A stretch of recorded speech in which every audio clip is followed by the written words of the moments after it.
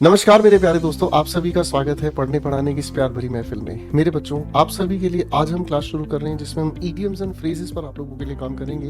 हमने केवल उन्हीं क्वेश्चंस को उठाया है जो मोस्ट रिपीटेड हैं और जो मेंस के लेवल पर आप लोगों को सबसे ज़्यादा मदद करेंगे, और ऐसे क्वेश्चन जिनमें आपको ज़्यादातर कन्फ्यूजन की वजह से जिसमें आप टाइम वेस्ट ज़्यादा करेंगे। ठीक है, तो आज का ये जो सेशन है वो बेहतरीन होने वाला है।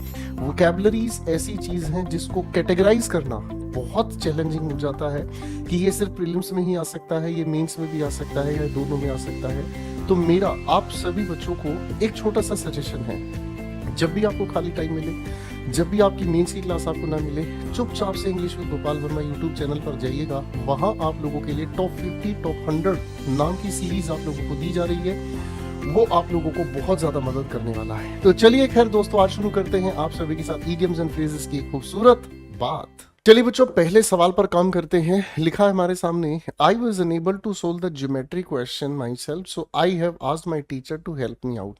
CHSL मीन्स की परीक्षा से सवाल उठाया गया है। आपको इस सेंटेंस के अनुसार इडियम चुनना है कि कौन सा इडियमेटिक एक्सप्रेशन इस बात को जस्टिफाई करता है। आप क्वेश्चन नहीं कर पाए, आपने टीचर से हेल्प ली है, किस लिए? You can't always get what you want. जो आप चाहते हैं वो हमेशा आपको नहीं मिलता, इस बात का तो कोई सार्थक अर्थ नहीं है। ठीक है बच्चे, आगे हमारे सामने लिखा हुआ है, two heads are better than one. जब एक इंसान के साथ एक नहीं दो दिमाग लगाएंगे तो हल निकालना आसान होगा। संभावना है इसकी। When the going gets tough, tough gets going. अगर आपके हालात मुश्किल हो जाएं तो आप लोगों को भी थोड़ा कठिन होना पड़ेगा ताकि हालातों को आसानी से, सर ये तो जिंदगी के चैलेंजेस की बात यहाँ पर कही गई है। Two wrongs don't make a right. अगर दो लोग गलत हैं तो आपस में दो लोग गलत होकर सही कभी नहीं कर सकते। तो ये नहीं, तो करेक्ट आंसर हमारे लिए बी फॉर बॉम्बे ही बचता है। आइए दोस्तों, अगले सवाल की ओर बढ़ते हैं। लिखा है हमारे सामने, इन हॉट वाटर। आपको इसका मीनिंग बताना है, कौन से लिखे वाक्य में ये जस्टिफाइड है। इन हॉट वाटर का मतलब होता है जब आप ट्रबल में हैं, जब आप मुसीबत में हैं। इसका मतलब निकल कर आता है टू बी इन ट्रबल। जब आप कठिनाई में हैं, ट्रबल में है, मुसीबत में है, तो भैया आपके हिसाब से सेंटेंस को देखते हैं। The chef added spices to the dish to enhance its flavour and make it more delicious. इसका कोई लेना देना सेंटेंस के अनुसार ठीक नहीं है। The children enjoyed playing in the pool on a hot summer day, बिल्कुल भी नहीं सर।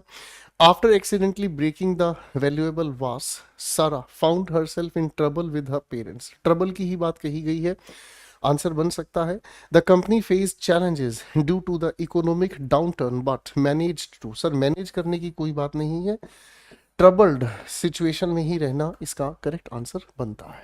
आइए बच्चों, अगले क्वेश्चन की ओर बढ़ते हैं। Rajat irritated the street dog so much that it was about to bite him. उसने इरिटेट किया, परेशान किया, नेगेटिव, स्ट्रीट डॉग को इतना ज्यादा कर दिया परेशान कि वो उसको काटने ही वाला था। नेगेटिव सेंस का मीनिंग जनरेट करना है। If you can't beat them join them. अगर आप उन्हें हरा नहीं सकते तो आप उनमें शामिल हो जाओ। ठीक है, तो यहां पर तो इसकी बात नहीं होगी। If it ant broke don't fix it. अगर कोई चीज टूटी हुई नहीं है तो आप उसे बदलो नहीं। इसका मतलब क्या हुआ? अगर कोई चीज चल रही है तो उसे रिपेयर करने की जरूरत नहीं है। क्वेश्चन नंबर सी ऑप्शन कहता है, if you want something done right you have to do it yourself. अगर कोई चीज आप ठीक करना चाहते हैं तो उसे आप अपने आप से करें तो जल्दी ठीक हो जाएगा। ठीक है जी, ये हो सकता था आंसर, लेकिन यहाँ हमारे पास इसका जस्टिफिकेशन नहीं है क्वेश्चन के अकॉर्डिंग। ठीक है ना, कोई चीज खुद करना चाहते हो तभी वो सही हो सकता है। If you play with fire you will get burned. तो यहाँ पर बात अपनी जगह सही है, आग से खेलोगे जल जाओगे। सर डॉग्स को आपने इरिटेट कर दिया, वो काटेंगे, मीनिंग जस्टिफाइड है। आइए बच्चे, क्वेश्चन की काम करते हैं। बात क्या है भाई? Keep your chin up. यानी कि एक इंसान अगर अपनी चिन को अप करता है तो इसका मतलब हमें क्या समझ में आता है? कोई भी इंसान अगर अपनी चिन को अप करता है तो इसका मतलब है कि कोई भी इंसान कितने भी बुरे हालात क्यों ना हो लेकिन उसका सिर नहीं झुकता। सिर झुकने का मतलब हमें समझ आता है कि वो इंसान किसी भी हालात में झुकता नहीं है क्योंकि उसने ऐसा अपमानजनक कोई काम किया नहीं है। ठीक है जी, तो इसका मतलब क्या होता है? To remain positive. ठीक है ना, इसका मतलब हमें क्या समझ में आता है? Remain positive. ठीक है ना, पॉजिटिव के साथ साथ आप इसको अपराइट भी कह सकते हैं कि गर्व से आप अपना सिर ऊंचा रखते हैं। The students diligently completed their homework assignments before the deadline. उन्होंने बड़ी मेहनत से अपना काम पूरा किया है तो इसका मतलब उन्होंने पॉजिटिव रिस्पॉन्स दिखा दिया है। डिस्पाइट फेसिंग सेटबैक्स, बहुत सारे बुरे हालात देख के she remain positive and determined to achieve her goals. इससे ज़्यादा अच्छा मीनिंग यहाँ हमें देखने को मिल रहा है कि बहुत सारे सेटबैक भले ही उसे मिले, मुसीबतें बहुत सारी मिली, लेकिन फिर भी वो इंसान पॉजिटिव रहा और अपनी काम की तरफ बढ़ता रहा। The hiker enjoyed the breathtaking view from the mountain top. Hiker होता है जो पहाड़ चढ़ता है, ठीक है जी। Taking in the natural beauty, कोई सेंस नहीं है। द साइंटिस्ट कंडक्टेड एक्सपेरिमेंट्स, वैज्ञानिकों ने एक्सपेरिमेंट किए, गैदर किया है, इकट्ठा किया है data to support his research hypothesis. Sir इसकी कोई सेंस नहीं है। सबसे बेहतरीन आंसर यहाँ पर यही है कि बहुत सारी मुसीबतें देखने के बावजूद वो इंसान पॉजिटिव रहा और अपने गोल को अचीव करके ही माना। आइए दोस्तों क्वेश्चन 5 की तरफ चलते हैं। The sales person for the project offered a sneak peek of the project as we expressed our interest in the area and amenities. Amenities का मतलब होता है बच्चों फैसिलिटीज, ठीक है बच्चे। तो ऑप्शंस की अगर हम बात कर रहे हैं, getting a preview of something, to try something new, sending a brief letter, to be in a winning position. देखिए बच्चों, अगर इस लिखी हुई बात का हम अर्थ समझने की कोशिश करते हैं, स्नीक का मतलब होता है चोरी चोरी, ठीक है ना। स्नीक का मतलब होता है चोरी चोरी, और पीक का मतलब होता है अ सीक्रेट लुक। आप लोगों के साथ कभी ऐसा हुआ होगा जब आप घर पर होंगे और आपसे कोई चीज खराब हो गई हो, नुकसान हो गया हो, तो जब नुकसान होता है तो आप अपने भाई या बहन की तरफ नजरों ही नजरों में देखकर ये कह देते हैं कि हम्म, किसी को मत पता चलने देना। स्नीक पीक का मतलब होता है, ठीक है ना। अब अगर इस स्नीक पीक की अगर हम बात कर रहे हैं दोनों का, तो इन दोनों का अर्थ निकल कर आता है टू गेट अ ग्लैंस, किसी की नजरों का एक छोटा सा झलक आपको मिलता है, ठीक है ना। सेल्स पर्सन ने जो प्रोजेक्ट के लिए अपॉइंटेड था, उसने ऑफर किया कि एक बार आप देख लीजिएगा प्रोजेक्ट कैसा है, as we expressed our interest, क्योंकि हमने अपना इंटरेस्ट उस एरिया और एमिनिटीज में दिखाया, तो उसने पूरे प्रोजेक्ट पर एक झलक हमारी डलवाई। तो क्या कहना सेंसिबल है, यही हमारे सामने आंसर बेहतर बनता है बच्चों, ठीक है जी, ठीक है ना। टू ट्राई समथिंग न्यू, कोई नई चीज तलाश करना, खोज करना, या काम करना, या ट्राई करना, या फिर उस चीज को एक बार एक्सपेरिमेंट करके देखना। सेंडिंग अ ब्रीफ लेटर, संक्षिप्त लेटर भेजना। To be in a winning position, जीत की अवस्था में होना। बेहतर आंसर ए फॉर एप्पल के अलावा कुछ और नहीं। आइए बच्चों अगले सवाल की ओर बढ़ते हैं। अगला सवाल है हमारे सामने, bring to book. Sir book के अंदर क्या लिखा हुआ मिलता है, बुक के अंदर लिखा हुआ मिलता है रूल, या फिर हम जिसे कहते हैं फैक्ट्स। तो रूल या फैक्ट्स की ओर लेकर आना is called bring to book, and that is called punish someone, किसी को पनिश करना। Teach someone, calm someone, support someone. तो आप कहेंगे सर जब रूल्स की तरफ किसी इंसान को पकड़ के वापस लेकर आएंगे तो उसको पनिशमेंट ही हम दे रहे हैं, उसको इस बात का एहसास दिला रहे हैं कि देख बेटा नियम ये है और तू ये काम कर रहा है, तो इसीलिए हम क्या कर रहे हैं, उसको पनिश कर रहे हैं, ठीक है जी। चलिए बच्चों अगले सवाल की ओर बढ़ते हैं।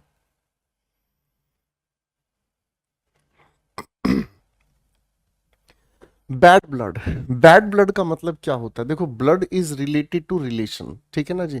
Blood is related to relation, और इसका मतलब हमें समझ में आता है क्योंकि खून से ही तो सारी शरीर चलता है भाई, है ना। तब अगर ब्लड को हम कहें तो एक काइंड ऑफ रिलेशन, ठीक है ना। और जहां रिलेशन खराब हो जाए वहां पर हमें क्या समझ में आया, आप कहेंगे गुरुजी जहां रिलेशन खराब हो गया है वहां फीलिंग ऑफ ब्रदरहुड तो आ नहीं सकती, पुअर ब्लड सर्कुलेशन, बायोलॉजी पढ़ नहीं रहे हैं, फैमिली ऑफ इल रेप्यूट, जिसकी रेपुटेशन खराब है वो फैमिली नहीं। सर आप कहेंगे सर यहाँ अनफ्रेंडली बातचीत हमारे सामने आती है, तो ए फॉर एप्पल इसके लिए करेक्ट आंसर बनता है। स्प्लिट वंस साइड्स, ये एक सवाल है जो सीपीओ मेंस में हमसे पूछा गया है। जब इसकी हम बात कर रहे हैं तो स्प्लिट वंस साइड्स, तो इसका मतलब क्या हुआ, कोई भी इंसान है, कोई भी चीज है, कोई भी स्थिति है, उसके स्प्लिट का मतलब उसके दो हिस्से अलग अलग हो गए। जब मेरे बच्चों दो अलग अलग हिस्से हो गए तो इसका मतलब क्या हो गया, सर अंडरगो सर्जरी नहीं, स्क्रीम इन पेन, चीखना चिल्लाना दर्द में नहीं, एक्सट्रीमली खुश हो जाना, अरे नहीं सर नेगेटिव मीनिंग है, तो आप क्या कहेंगे, मीट विद एन एक्सीडेंट, ठीक है जी, करेक्ट है। यानी कि जिसे हम कहते हैं दुर्घटना का शिकार हो जाना। आइए दोस्तों अगले सवाल की ओर बढ़ते हैं। अगला सवाल कहता है अ मेयर्स नेस्ट, ठीक है जी। आप हॉर्स को तो जानते ही हैं, हॉर्स की पत्नी का नाम होता है भाई मेयर, ठीक है, फाइन। अ मेयर्स नेस्ट, आप कहोगे सर ये चीज तो थोड़ी सी सिचुएशन ठीक नहीं समझ में आ रही है कि अगर मैं हॉर्स की वाइफ यानी कि घोड़ी की अगर बात कर रहा हूं तो वो नेस्ट में कैसे समा सकता है, यानी कि ये तो अपने आप में हमारे लिए क्या हो गई, कंफ्यूजन तैयार हो गई है ना, तो ये तो पॉसिबल ही नहीं है।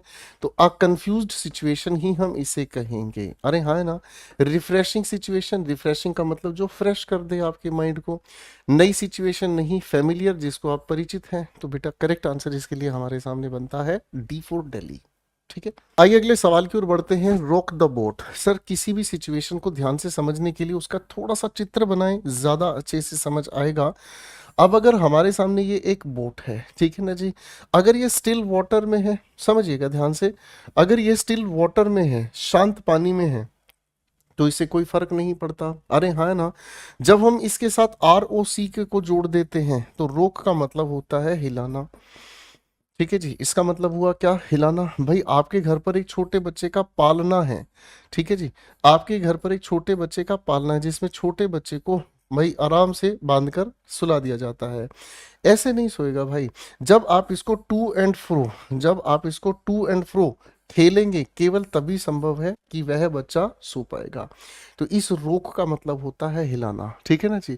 अब रोक द बोट का मतलब क्या हुआ, बोट अपने आप में स्टेबल है, शांत है, बिल्कुल स्टेबल हो गया।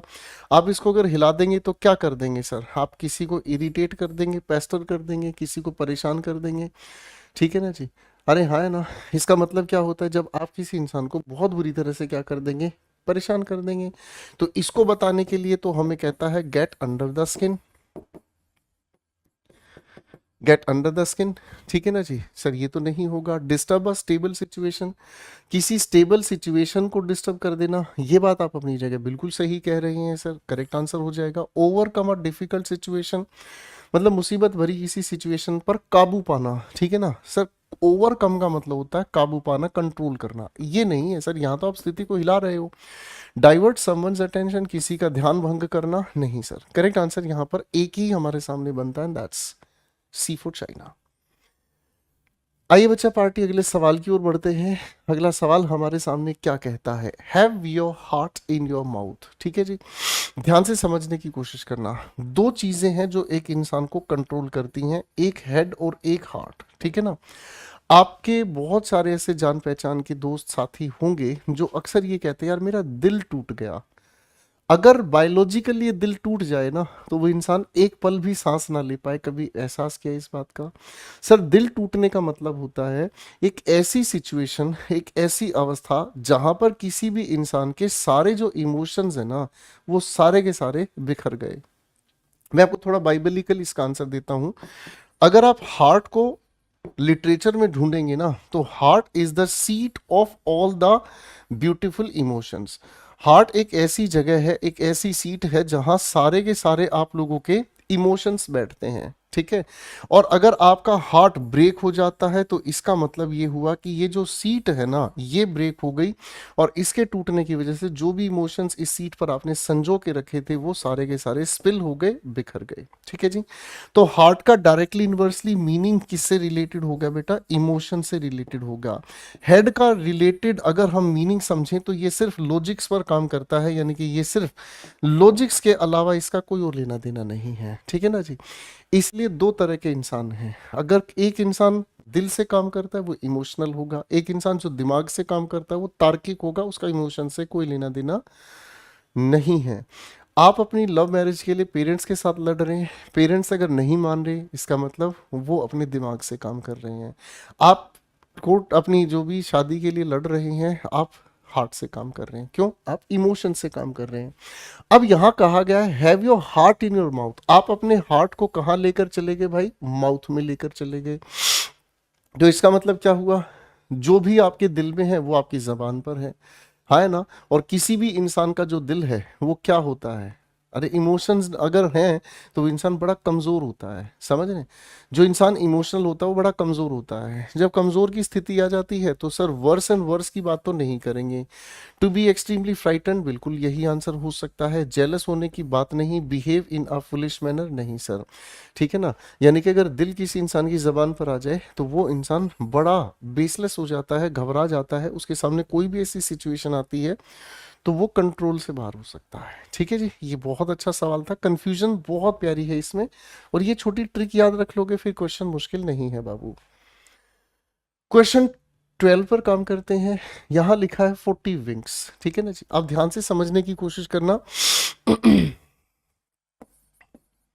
वह आंख मार रही है, ठीक है ना जी। ये मैंने गाना सुना था कुछ दिनों पहले, वो लड़की आंख मारे, तो उसके आधार पर मैंने यहाँ लिखा वह आंख मार रही है। तो अब आंख मारने का मतलब ये नहीं है कि उस इंसान ने अपनी आंख निकाली, निकाल के बाहर और फेंक के मार दी, नॉट दैट वेज गाइस, ये उस तरीके से काम नहीं करेगा। यहाँ पर वह आंख मार रही है तो आप इसे कहेंगे शी इज विंकिंग, ठीक है ना। पलक झपकना ही आंख मारना है, और इस पलक झपकने को ही हम विंक कहते हैं। अब यहाँ लिखा है 40 विंक्स, यहाँ पर संख्या नहीं बताई, यहाँ 40 टाइम को रिप्रेजेंट कर रहा है। इतनी देर तक आपने पलक झपकी रखी, तो इसका मतलब क्या हुआ, नींद की तो बात हो गई, लॉन्ग लीव है नहीं, सीक्रेट सिग्नल नहीं, शॉर्ट या deep sleep, sir deep sleep कहोगे तो 40 से संख्या नहीं गिनी जा सकती, तो दोस्त इसीलिए हम डीप स्लीप को हटाकर शॉर्ट स्लीप करे करेक्ट आंसर मार्क करेंगे। ठीक है भाई, ठीक है भाई। क्वेश्चन 13 पर आ जाए। Cut from the same cloth, यानी कि सेम कपड़े से ही किसी चीज को निकाल के लाना। तो cut from the same cloth का मतलब क्या होता है, कोई भी ऐसी चीज जिसका हमने सिमिलर एटीट्यूड या सिमिलर एक्सपीरियंस किसी और के अंदर देखा है, यानी कि इसके अंदर हमें सेम की वजह से सिमिलर चाहिएगा, है ना। Belong to the same family, same family हो सकता है। शेयर रिसोर्सेज बिल्कुल भी नहीं। Come from the same source, same source से निकल कर आना। सोर्स सेम, तो बेटा फिर belong to the same family, इन दोनों में तो सिमिलरिटी है, अलग नहीं है। लेकिन हम अगर कहें तो ये वाली बात इसका सटीक आंसर हमें देती है, ठीक है जी। क्या चीज, to be of a similar nature, यानी कि जब दो इंसानों की एक जैसी प्रकृति होती है, ठीक है ना। इसी को हिंदी में आप कहते हैं एक ही मिट्टी से बने हुए, ठीक है ना। इसी को हम कहते हैं एक ही मिट्टी से बने हुए, यानी कि दोनों की प्रकृति एक जैसी है। करेक्ट है बेटा, फाइन, ओके। अच्छा, ये जो लिखा है ना to come from the same source, इसका मतलब हमें समझना है। अगर हम इसका मीनिंग देखने की कोशिश करते हैं तो इसका मतलब निकल कर आता है stem from the same, stem from the same root, यानी कि एक ही जड़ से निकला हुआ तना, ठीक है जी, ये इसका अर्थ है। करेक्ट है बेटा, फाइन। अच्छा, अगर आप यहाँ कहते हैं टू शेयर रिसोर्सेज, तो इसको हम अगर अंग्रेजी में कहें तो इसका मतलब होता है क्या, पूल रिसोर्सेज, पूल रिसोर्सेस। यहां लिखा है belong to the same family, belong to the same family का मतलब हमें क्या समझ में आता है, ब्लड टाइज, ब्लड टाइज, खून के जो रिश्ते होते हैं। करेक्ट होगा, सभी बता दिए मैंने आपको, करेक्ट आंसर भी। चलिए दोस्तों अगले सवाल की ओर बढ़ते हैं। लूज योर मार्बल्स, अगले सवाल की ओर बढ़ते हैं। Lose your marbles, lose your marbles, marbles का मतलब क्या होता, कंचे, और कंचे अपने आप में क्या होते हैं, काफी इंपॉर्टेंट खेल के ऑब्जेक्ट्स माने जाते थे हमारे बचपन में, ठीक है ना। कंचे जिसे हम कहते हैं, और इन्हीं को अगर आप हार जाते हैं तो कैसा फील करेंगे, हार जाते हैं तो क्या, रिस्पेक्ट खो दी, सर रिस्पेक्ट खोने का तो सेंस नहीं है, नर्वस होना सेंस नहीं है, किसी अपॉर्चुनिटी आप कहेंगे सर पागल हो जाना। आप कंचे हारते हैं तो कैसे हो जाते हैं, पागल हो जाते हैं, करेक्ट है ना। तो इसी को हम कहते हैं जब हमारी क्या है, loose once mind, loose once mind, जब एक इंसान का काबू खो जाता है कि भाई साहब अब तो नहीं छोड़ेंगे, ठीक है ना जी। अच्छा, यहाँ लिखा है miss an opportunity is called miss the boat, ठीक है ना। इसका मतलब हो गया क्या मेरे बेटा, मिस द बोट, यानी कि मौके से एक नाव आई थी वो भी चलेगी। सिचुएशन को समझिएगा। मान लीजिए एक आइलैंड है, ठीक है जी, मान लीजिए कि आइलैंड है, एक इंसान यहाँ बैठा हुआ है आराम से, ठीक है, फाइन। एक इंसान यहाँ पर बैठा हुआ है आराम से, ठीक है, तन्हा, और वो इंतजार कर रहा है कि कोई आए और इसे बेचारे को घर लेकर चला जाए। अब बहुत दूर उसने एक बोट देखी भाई साहब, बहुत दूर उसने बोट देखी, तब तक इसकी आंख लग गई, ये बोट जाती हुई इसे दिखाई दी, तब इसने उठा के खूब आवाजें लगाई, कोई सुनाई नहीं दे रहा, तो या क्या हुआ भाई, he missed the boat. Correct हो गया, हाँ है ना, बात समझ गए। बी नर्वस का मतलब हमें समझ में आता है get the feet cold, cold feet लिख लीजिएगा। तो इसका मतलब क्या हुआ, पैर ठंडे हो गए भाई साहब, घबरा गया बेचारा, अरे हाँ है ना। और लूज रिस्पेक्ट का मतलब होता है लूज फेस, यानी कि एक इंसान जब अपने चेहरे की वैल्यू खत्म कर देता है। तो करेक्ट आंसर हमारे सामने बनता है गो इनसेन। ठीक है बच्चे, करेक्ट है, फाइन।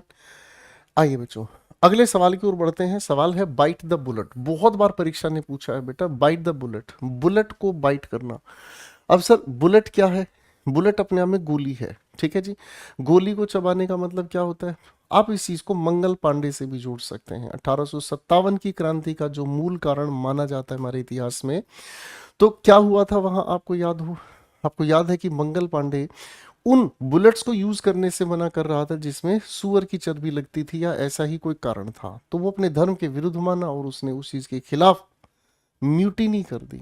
ठीक है, तो बाइट द बुलेट का मतलब क्या होता है, कोई भी ऐसी चीज जो बड़ी मुश्किल है, जिसे सहन नहीं किया जा सकता। ठीक है जी, तो भाई ये तो हो गया इसका meaning, fine. Endure difficulty with courage, सहन करना। एंड्योर का मतलब होता है सहन करना, एंड्योर द डिफिकल्टी, जो कठिनाई है उसको एंड्योर करना, endure the difficulty with courage, साहस के साथ। ठीक है बेटा, अब आपको इन लिखे सेंटेंसेस में इसका मीनिंग जस्टिफाई बताना है। Children played in the park on a sunny day, बिल्कुल नहीं सर, सनी डे का मतलब होता है खुशनुमा दिन। Despite the pain Sara decided to go head with the, क्या लिखा है, सर्जरी, माफ कीजिएगा मेरे बच्चों, यहाँ पर सर्जरी है। ठीक है, आगे लिखा है क्या हमारे सामने, रुको जल्दबाजी में आंसर मार्क कर दिया भाई। ठीक है, क्वेश्चन देखने की कोशिश करते हैं। The chef prepared a delicious meal for the guest, ठीक है, बिल्कुल नहीं होगा। Jack and Jill went up the hill to fetch a pail of water, pail का मतलब होता है लकड़ी की बनी हुई बाल्टी। ठीक है ना जी, पहाड़ों में आप जाओगे तो लकड़ी की बाल्टियां होती हैं छोटी छोटी, उसे हम पेल कहते हैं। ठीक है जी, तो आंसर यहीं पर है कि उसकी पेन होने के बावजूद सारा ने फिर भी सोचा कि सर्जरी वो करवाएगी। And this is the meaning of the given question. आइए मेरे दोस्तों अगले सवाल की ओर बढ़ते हैं। सेलेक्ट करना है मोस्ट अप्रोप्रिएट ईडियम जो इसका आंसर मीनिंग बनाता है। डिस्पाइट का मतलब होता है बेटा के बावजूद। प्रेपोजिशन में आप लोगों को ये चीज समझाई गई है, डिस्पाइट का मतलब होता है क्या, इन स्पाइट ऑफ, के बावजूद। डिस्पाइट देयर डिफरेंसेस, आपस में जो भेदभाव हैं विचारों के, the two politicians decided to blank and work together for the greater good, उन्होंने क्या किया, झगड़े को मिटाकर आपस में अच्छे भले के लिए काम किया। अब पहले ब्लो ऑफ स्टीम की अगर हम बात करते हैं, ब्लो ऑफ स्टीम का मतलब होता है टू रिलीज टेंशन, टेंशन को खत्म कर देना, टू रिलीज टेंशन, जो तनाव है उसको खत्म कर देना, हटाओ भाई। Bark off the wrong tree, bark off the wrong tree का मतलब क्या होता है, किसी चीज को करने की आपकी अप्रोच गलत है, इसी को हम कहते हैं रोंग अप्रोच, इसी को हम कहते हैं बाबू क्या, wrong approach. Burn the midnight oil, आप कहेंगे सारी सारी रात पढ़ाई करना, सारी सारी रात मेहनत करना, इसी को अगर हम सामान्य भाषा में कहें तो वर्क लेट, देर तक काम करना। तो बरी द हैचेट, हैचेट अपने आप में एक छोटी कटार होती है भाई, ठीक है ना, छोटी कटार होती है, उसको आपने क्या कर दिया, दफन कर दिया। इसका मतलब क्या हो गया, लड़ाई लड़ाई माफ करो, साफ करो। ठीक है ना, that means make peace, that means make peace, hence the correct answer goes with बरी द हैचेट। आइए बच्चा पार्टी अगले क्वेश्चन की ओर बढ़ते हैं। अगला क्वेश्चन बहुत ही प्यारा है, समझते हैं। The officer asked his subordinates, officer ने अपने अधीनस्थ अधिकारियों से पूछा टू कीप हिम पोस्टेड, ठीक है जी, of the workplace development, जो यहाँ काम की स्थान पर जो डेवलपमेंट हो रहे हैं उसके बारे में उसे, पोस्टेड का मतलब आप समझने की कोशिश कीजिएगा अपडेटेड, ठीक है ना, उसको जानकारी देते रहना। अब मेरे भैया यहाँ क्या लिखा है, मेंटेन सीक्रेसी। मेंटेन सीक्रेसी की अगर हम बात कर रहे हैं तो इसका मतलब क्या होता है, कीप अंडर रैप्स। इसके लिए ईडियम अगर हम समझें तो क्या हो गया, कीप अंडर रैप्स। ठीक है जी, अब जैसे जैसे मैं आगे आप लोगों के साथ बढ़ता जाऊंगा, मैं हर एक ऑप्शन का जिसमें मीनिंग लिखा होगा मैं उसकी ईडियम आपको बताता चलूंगा, ताकि आपकी कॉन्सेप्चुअल क्लैरिटी अच्छी खूबसूरत बनी रहे। ठीक है जी। Send letters by post. Sir send letters by post का मतलब क्या हुआ? इसका मतलब होता है ड्रॉप अ लाइन। इसका मतलब होता है ड्रॉप अ लाइन। ठीक है ना, किसी को तार भेजना। Keep sharing the latest information, यही इस लिखे हुए सवाल का करेक्ट आंसर है, किसी को अपडेटेड रखना। नॉट डिस्टर्ब इन मैटर्स, तो इसका मतलब क्या हो गया? इसका मतलब है माइंड वंस ओन बिजनेस। इसका मतलब क्या हो गया? Mind one's own business. Correct हो गया मेरे बच्चों? फाइन। अच्छा सवाल था, करेक्ट आंसर भी मिल गया, बाकी सभी की जानकारी भी हमें मिल गई। आइए बच्चों क्वेश्चन 18 के परिवार से मिलते हैं। The team members seem to be running around in circles. ठीक है ना जी, रनिंग अराउंड। बाबू इस अराउंड को अगर मैं आपको समझा दूं ना, तो आपका दिल खुश हो जाएगा। इसका मतलब होता है हेयर एंड देयर, इधर उधर। ठीक है ना जी, यानी कि सर्कल्स में इधर उधर भटकने का काम यहाँ पर कहा गया है। ठीक है। टू बी एक्सट्रीमली सक्सेसफुल, तो टू बी एक्सट्रीमली सक्सेसफुल का मतलब क्या होता है? Hit the jackpot. इसका अर्थ, ये किस ईडियम का अर्थ है? हिट द जैकपॉट का ये अर्थ है। ठीक है ना जी, यानी कि कोई चीज पा लेना, जैकपॉट जीत लेना। ठीक है। Hardly any time to breathe, इसका मतलब हम क्या कहते हैं? इसका मतलब है रन अगेंस्ट टाइम। इसका मतलब है क्या? Run against time. समय है ही नहीं, है ना। समय है नहीं तो समय के खिलाफ समय की दौड़ करना। समझ रहे हैं? हर कोई तैयारी करने वाला बच्चा इस बात को बहुत अच्छे से जानता है। अगर मान लीजिए किसी इंसान का पेपर 5 दिन के बाद है, 5 दिन के बाद अगर किसी इंसान का पेपर है, तो वो तैयारी कैसे करेगा, पढ़ाई कैसे करेगा? सर 5 दिन की तैयारी, मतलब जो पूरे 5 महीने की तैयारी वो 5 दिन में करेगा। He is running against the time. ठीक है बच्चे। To be very active but with few results. ठीक है ना, यानी कि काम तो करते फिर रहे, परिणाम कुछ नहीं, यही इसका सही आंसर है बच्चे। Very dynamic and hard working. Dynamic का मतलब होता है जो आसानी से काम करे और जो एकदम से अपने हालात के अनुसार अपने आप को परिवर्तन कर ले। तो इसका मतलब होता है टू गो फुल स्टीम। ठीक है ना। इसका अर्थ क्या होता है भाई, मतलब किस ईडियम का अर्थ है ये? To go full steam. अब आप कहोगे सर यहाँ स्टीम है या स्ट्रीम होना चाहिए? मैं आपको समझाता हूँ, मैं आपको समझाता हूँ।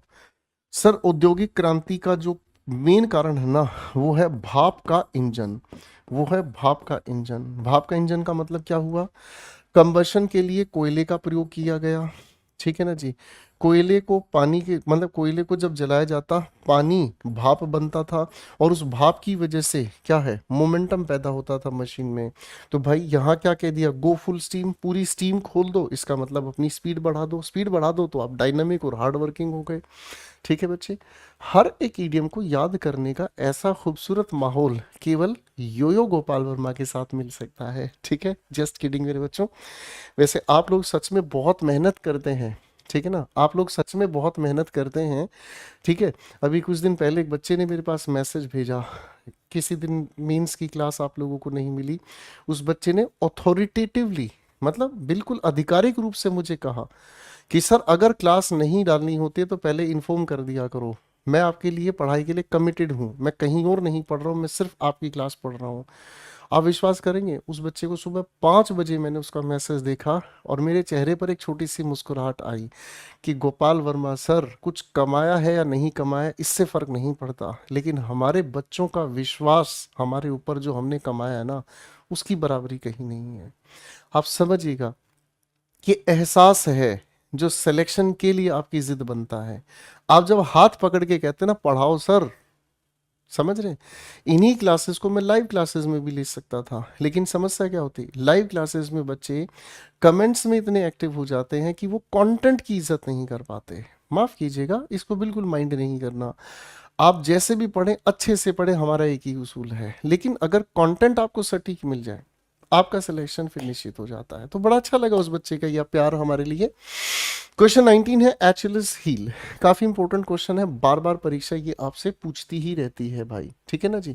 अब एचिलिस हील के पीछे एक छोटी सी कहानी है। एचिलिस नाम का एक छोटा सा, जब मतलब राजा पैदा हुआ, जब मतलब छोटा बच्चा था, तो उसको अमर बनाने के लिए एक बहुत ही बड़े से बर्तन में कहा गया कि इस बर्तन में अगर इनके शरीर को डुबो देंगे तो इनका शरीर जो है वो किसी भी तरह के हथियार से डैमेज नहीं हो पाएगा। तो वहां जितने भी पंडित पुरोहित थे उन्होंने भाई साहब उनको पकड़ा, ठीक है ना जी, और उनका पैर इस तरीके से पकड़ के, ठीक है जी, पैर उनका पकड़ के भाई साहब, और उस बच्चे को भाई साहब इस कड़ाहे में डुबो दिया। सारा वो डूब गया लेकिन एडी रह गई, और वही उसकी क्या चीज हो गई भाई, वही उसकी क्या हो गई, एक ऐसा पॉइंट हो गया जिसकी वजह से वह कमजोर रह गया। एचलिस हील का मतलब हमें समझ में आ गया, अ वीक पॉइंट, जो किसी की कमजोरी है। इरिलीवेंट थिंग की अगर बात कही जाए, इरिलीवेंट थिंग की अगर बात कही जाए तो इसका मतलब तो है बात से भटकना, इसका मतलब होगा बिसाइड द पॉइंट, ठीक है ना, जो मुद्दा है उससे भटक जाना, बिसाइड द पॉइंट इसका मीनिंग हो गया, ठीक है जी। अगर फास्ट रनर की हम बात करते हैं तो ये हो गया स्पीड डिमन, ये हो गया हमारे सामने स्पीड डिमन, ठीक है, राक्षस जो बहुत तेज भागता है। आगे लिखा है कोस्टली आइटम, तो आप जानते हैं कोस्टली आइटम की अगर हम बात कर रहे हैं तो ये क्या हो गया, समथिंग दैट इज एक्सपेंसिव, ठीक है ना। अगर यूजलेस जोड़ देते तो व्हाइट एलिफेंट इसका आंसर बन जाता। तो इसको बताने के लिए हम कहते हैं प्राइसी अफेयर, इसको हम कहते हैं प्राइसी अफेयर। बहुत अच्छा सवाल था, correct answer vulnerable point, weak point भी इसे आप कह सकते हैं, ठीक है बच्चे, करेक्ट है, बहुत प्यारा सवाल है। फाइट शाई ऑफ, फाइट शाई ऑफ, देखो अब पहले बात को ध्यान से समझने की कोशिश करना। फाइट का मतलब सभी बच्चों को पता है लड़ना, शाई का मतलब होता है शर्माना। अब फाइट शाई ऑफ का मतलब हमें समझ में आता है, जब शर्माने की आप बात कर रहे हैं तो इसका मतलब आप लड़ाई से बचकर दूर होना चाहते हैं, ठीक है ना। तो इसका मतलब क्या हुआ, आप किसी चीज को फेस नहीं करना चाहते, आप उससे क्या कर रहे हैं, अवॉइड कर रहे हैं, ठीक है ना जी। अब भाई टू इनवाइट किस ईडियम का मीनिंग है, तो इसको हम कहते हैं to extend invitation, to extend, extend का मतलब आगे फैलाना, ठीक है ना। टू एक्सटेंड इनविटेशन, किसी को न्योता देना, किसी को बुलाना, ठीक है। जब आपकी अपनी शादी होगी तो आप मुझे जरूर बुलाइएगा, ठीक है भाई, फाइन। टू चैलेंज, आप किसी को जब चैलेंज करते हैं तो इसके लिए क्या इडियम होती है, इसका मतलब होता है टू थ्रो गॉन्टलेट, इसका मतलब होता है टू थ्रो गॉन्टलेट। अब आप गॉन्टलेट का मीनिंग मुझसे जरूर पूछेगा। आप सभी लोगों ने एक मूवी देखी है एवेंजर्स, ठीक है ना, एवेंजर्स एंड गेम, पूरा नाम लिख देता हूं, जब भी फुर्सत हो जरूर देखिएगा, ठीक है ना। इसमें आपको थैनोस नाम का एक कैरेक्टर देखने को मिलता है जो मेरा पर्सनली बहुत फेवरेट है, क्योंकि ये विलन नहीं है, ये जेन्युइनली वो बात कर रहा है जो आने वाले कई सालों के बाद हकीकत भी हो सकता है। आई पर्सनली ये मेरा एक फेवरेट कैरेक्टर है, ठीक है। जब थैनोस की हम बात करते हैं तो उसके हाथ में एक इस तरीके का मेरे भाई क्या है, गॉन्टलेट है, ठीक है ना जी, जो एक तरह का ग्लव्स की तरह से, पीस ऑफ ग्लव्स की अगर हम बात करें तो, ठीक है, गॉन्टलेट। अब उसको फेंकना इट मींस चैलेंज, आ बेटा लड़ दिखा, तेरे अंदर दम है तो। टू परफॉर्म के लिए अगर हम कहते हैं तो टू परफॉर्म के लिए हम कह सकते हैं टू टेक स्टेज, स्टेज पर उतर के आओ ताकि परफॉर्म करें। तो बेटा इसका बेहतर आंसर है सिर्फ फाइट शाई ऑफ का मतलब शर्माना, यानी कि किसी चीज को अवॉइड करना, ठीक है बालक। आइए बच्चा पार्टी अगले सवाल की ओर बढ़ते हैं। लिखा है क्लैम अप, सवाल बहुत प्यारा है। क्लैम अप का मतलब क्या होता है, देखो बच्चों अगर क्लैम की हम बात करते हैं तो क्लैम का मतलब होता है पेपर मनी। पेपर मनी का मतलब क्या होता है, जिसे हम अपने सामान्य भाषा में कहते हैं नोट, कागज का जो नोट होता है वो क्लैम अप, मतलब अब का मतलब क्या होता है, अब जिसके पास पैसा हो जाता है वो कैसा हो जाता है, जिसके पास पैसा हो जाता है वो कैसा हो जाता है, टेम्पर लूज करता है, साइलेंट हो जाता है, फ्रस्ट्रेटेड हो जाता है या अपसेट हो जाता है। तो आप इसके अर्थ को ध्यान से समझने की कोशिश करेंगे तो सर अगर आपके पास बहुत सारा पैसा हो जाता है तो आप कैसे हो जाते हैं, शांत हो जाते हैं, क्योंकि अब इसके अलावा आपको जीवन का संतुलन बनाने के लिए और जरूरतों को पूरा करना होगा, ठीक है ना जी। अगर टू बी अपसेट की हम बात करते हैं तो इसका मतलब होता है टू गेट वर्कड अप, ठीक है ना। अब वर्कड अप का मतलब होता है बहुत ज्यादा आपने काम कर लिया, अब आपके शांति की कोशिश करो नहीं मिलेगा, ठीक है जी। अब अगर हम कहते हैं टू बी फ्रस्ट्रेटेड, तो इसका मतलब होता है to hit the wall, to hit the wall. दीवार से टकराओ भाई, जब फ्रस्ट्रेटेड होता है आदमी दीवार को टक्कर मारता है। टू लूज टेम्पर के लिए अगर कहा जाए तो टू लूज टेम्पर का मतलब होता है टू ब्लो टॉप, ठीक है ना जी।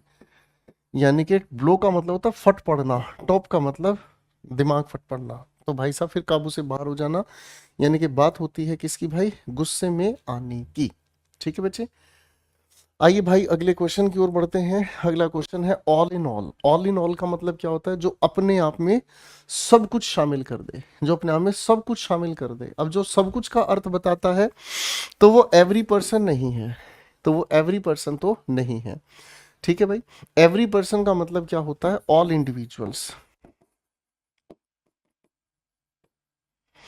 यहां लिखा है कंप्लीटली लोस्ट। कंप्लीटली लोस्ट का मतलब हमें समझ में आता है टोटली कंफ्यूज्ड, ठीक है, पूरी तरह से खो जाना, है ना। First in line, first in line का मतलब हमें क्या समझ में आता है, जिसे हम कहते हैं टॉप प्रायोरिटी, ठीक है ना जी, इसको हम कहते हैं टॉप प्रायोरिटी, यानी कि जिसको आप सबसे ज्यादा इंपॉर्टेंस देते हैं। तो हैविंग ऑल अथॉरिटी, ठीक है जी।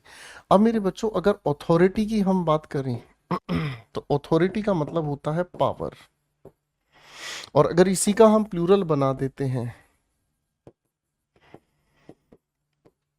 तो इसका मतलब होता है पर्सन्स इन पावर, यानी कि जो उस ताकत का इस्तेमाल करने वाले लोग हैं, अधिकारी कहते हैं अथॉरिटीज को। आइए बाबू अगले क्वेश्चन की ओर बढ़ते हैं आपको लेकर। ठीक है, क्रिएट अ पुअर इंप्रेशन, ठीक है जी। कटर सॉरी फिगर का करेक्ट आंसर अगर हम ढूंढते हैं तो इसका तो क्वेश्चन देखते ही मेरे मुंह से आंसर निकल गया, क्रिएट अ पुअर इंप्रेशन, ये रहा आंसर इसका। ठीक है ना जी। कट अ सॉरी फिगर, फिगर का मतलब आकृति, आकार, कैसी बना दे सॉरी, और सॉरी का मतलब क्या होता है उदास, यानी कि क्या हो गए सैड। ठीक है ना जी। तो भाई अब देखते हैं ध्यान से, हमारे सामने क्या हो गया, रेंडर एन अपोलॉजी। ठीक है, रेंडर एन अपोलॉजी की अगर हम बात करते हैं भाई तो इसका मतलब क्या होता है, किसी के सामने हम ऑफर कर रहे हैं किसी चीज को, रिग्रेट को, हमें किसी चीज के लिए पछतावा है। मेक अ स्कल्पचर की अगर हम बात कर रहे हैं, मेक अ स्कल्पचर की अगर हम बात कर रहे हैं तो इसका मतलब हमको समझ आ रहा है,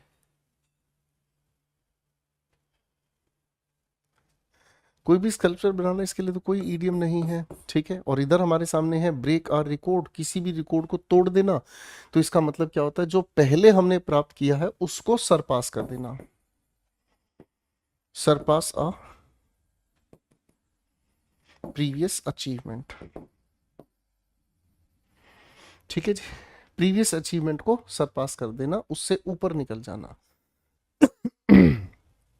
आइए बच्चा पार्टी अगले क्वेश्चन की ओर बढ़ते हैं। टू टर्न द कॉर्नर, अच्छा सवाल है, पेपर फंसाता है इस सवाल को। ठीक है, टू टर्न द कॉर्नर, ठीक है। तो टर्न द कॉर्नर का मतलब अगर हम समझने की कोशिश करते हैं तो इसका मतलब होता है टू पास द हर्डल। ठीक है, जो मुसीबत है उसको पार कर जाना। ठीक है, to turn the corner. To go back to the past, इसकी अगर हम बात कर रहे हैं, अतीत में चले जाना। To back go back to the past का मतलब होता है to take a trip two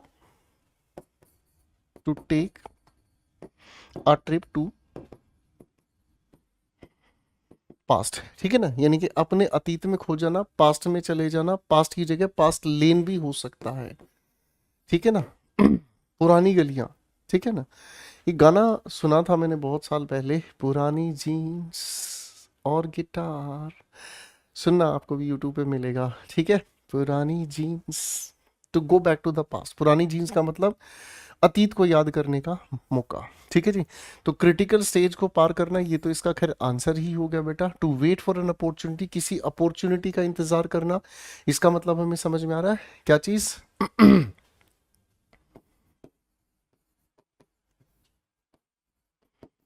by time.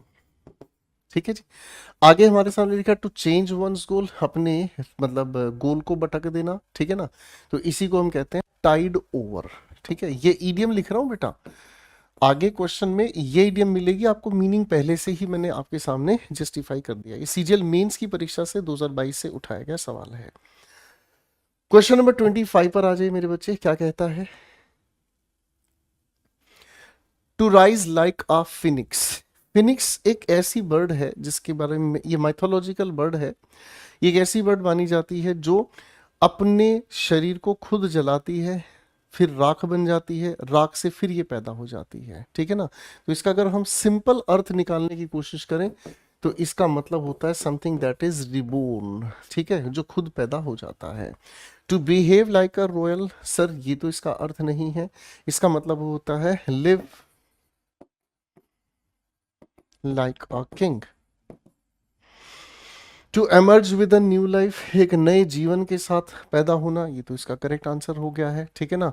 To set on fire का मतलब क्या हुआ, किसी चीज में आग लगा देना, है ना। तो इसका तो सामान्य अर्थ अगर हम समझ लें तो आसान हो जाएगा, इग्नाइट, ठीक है भाई।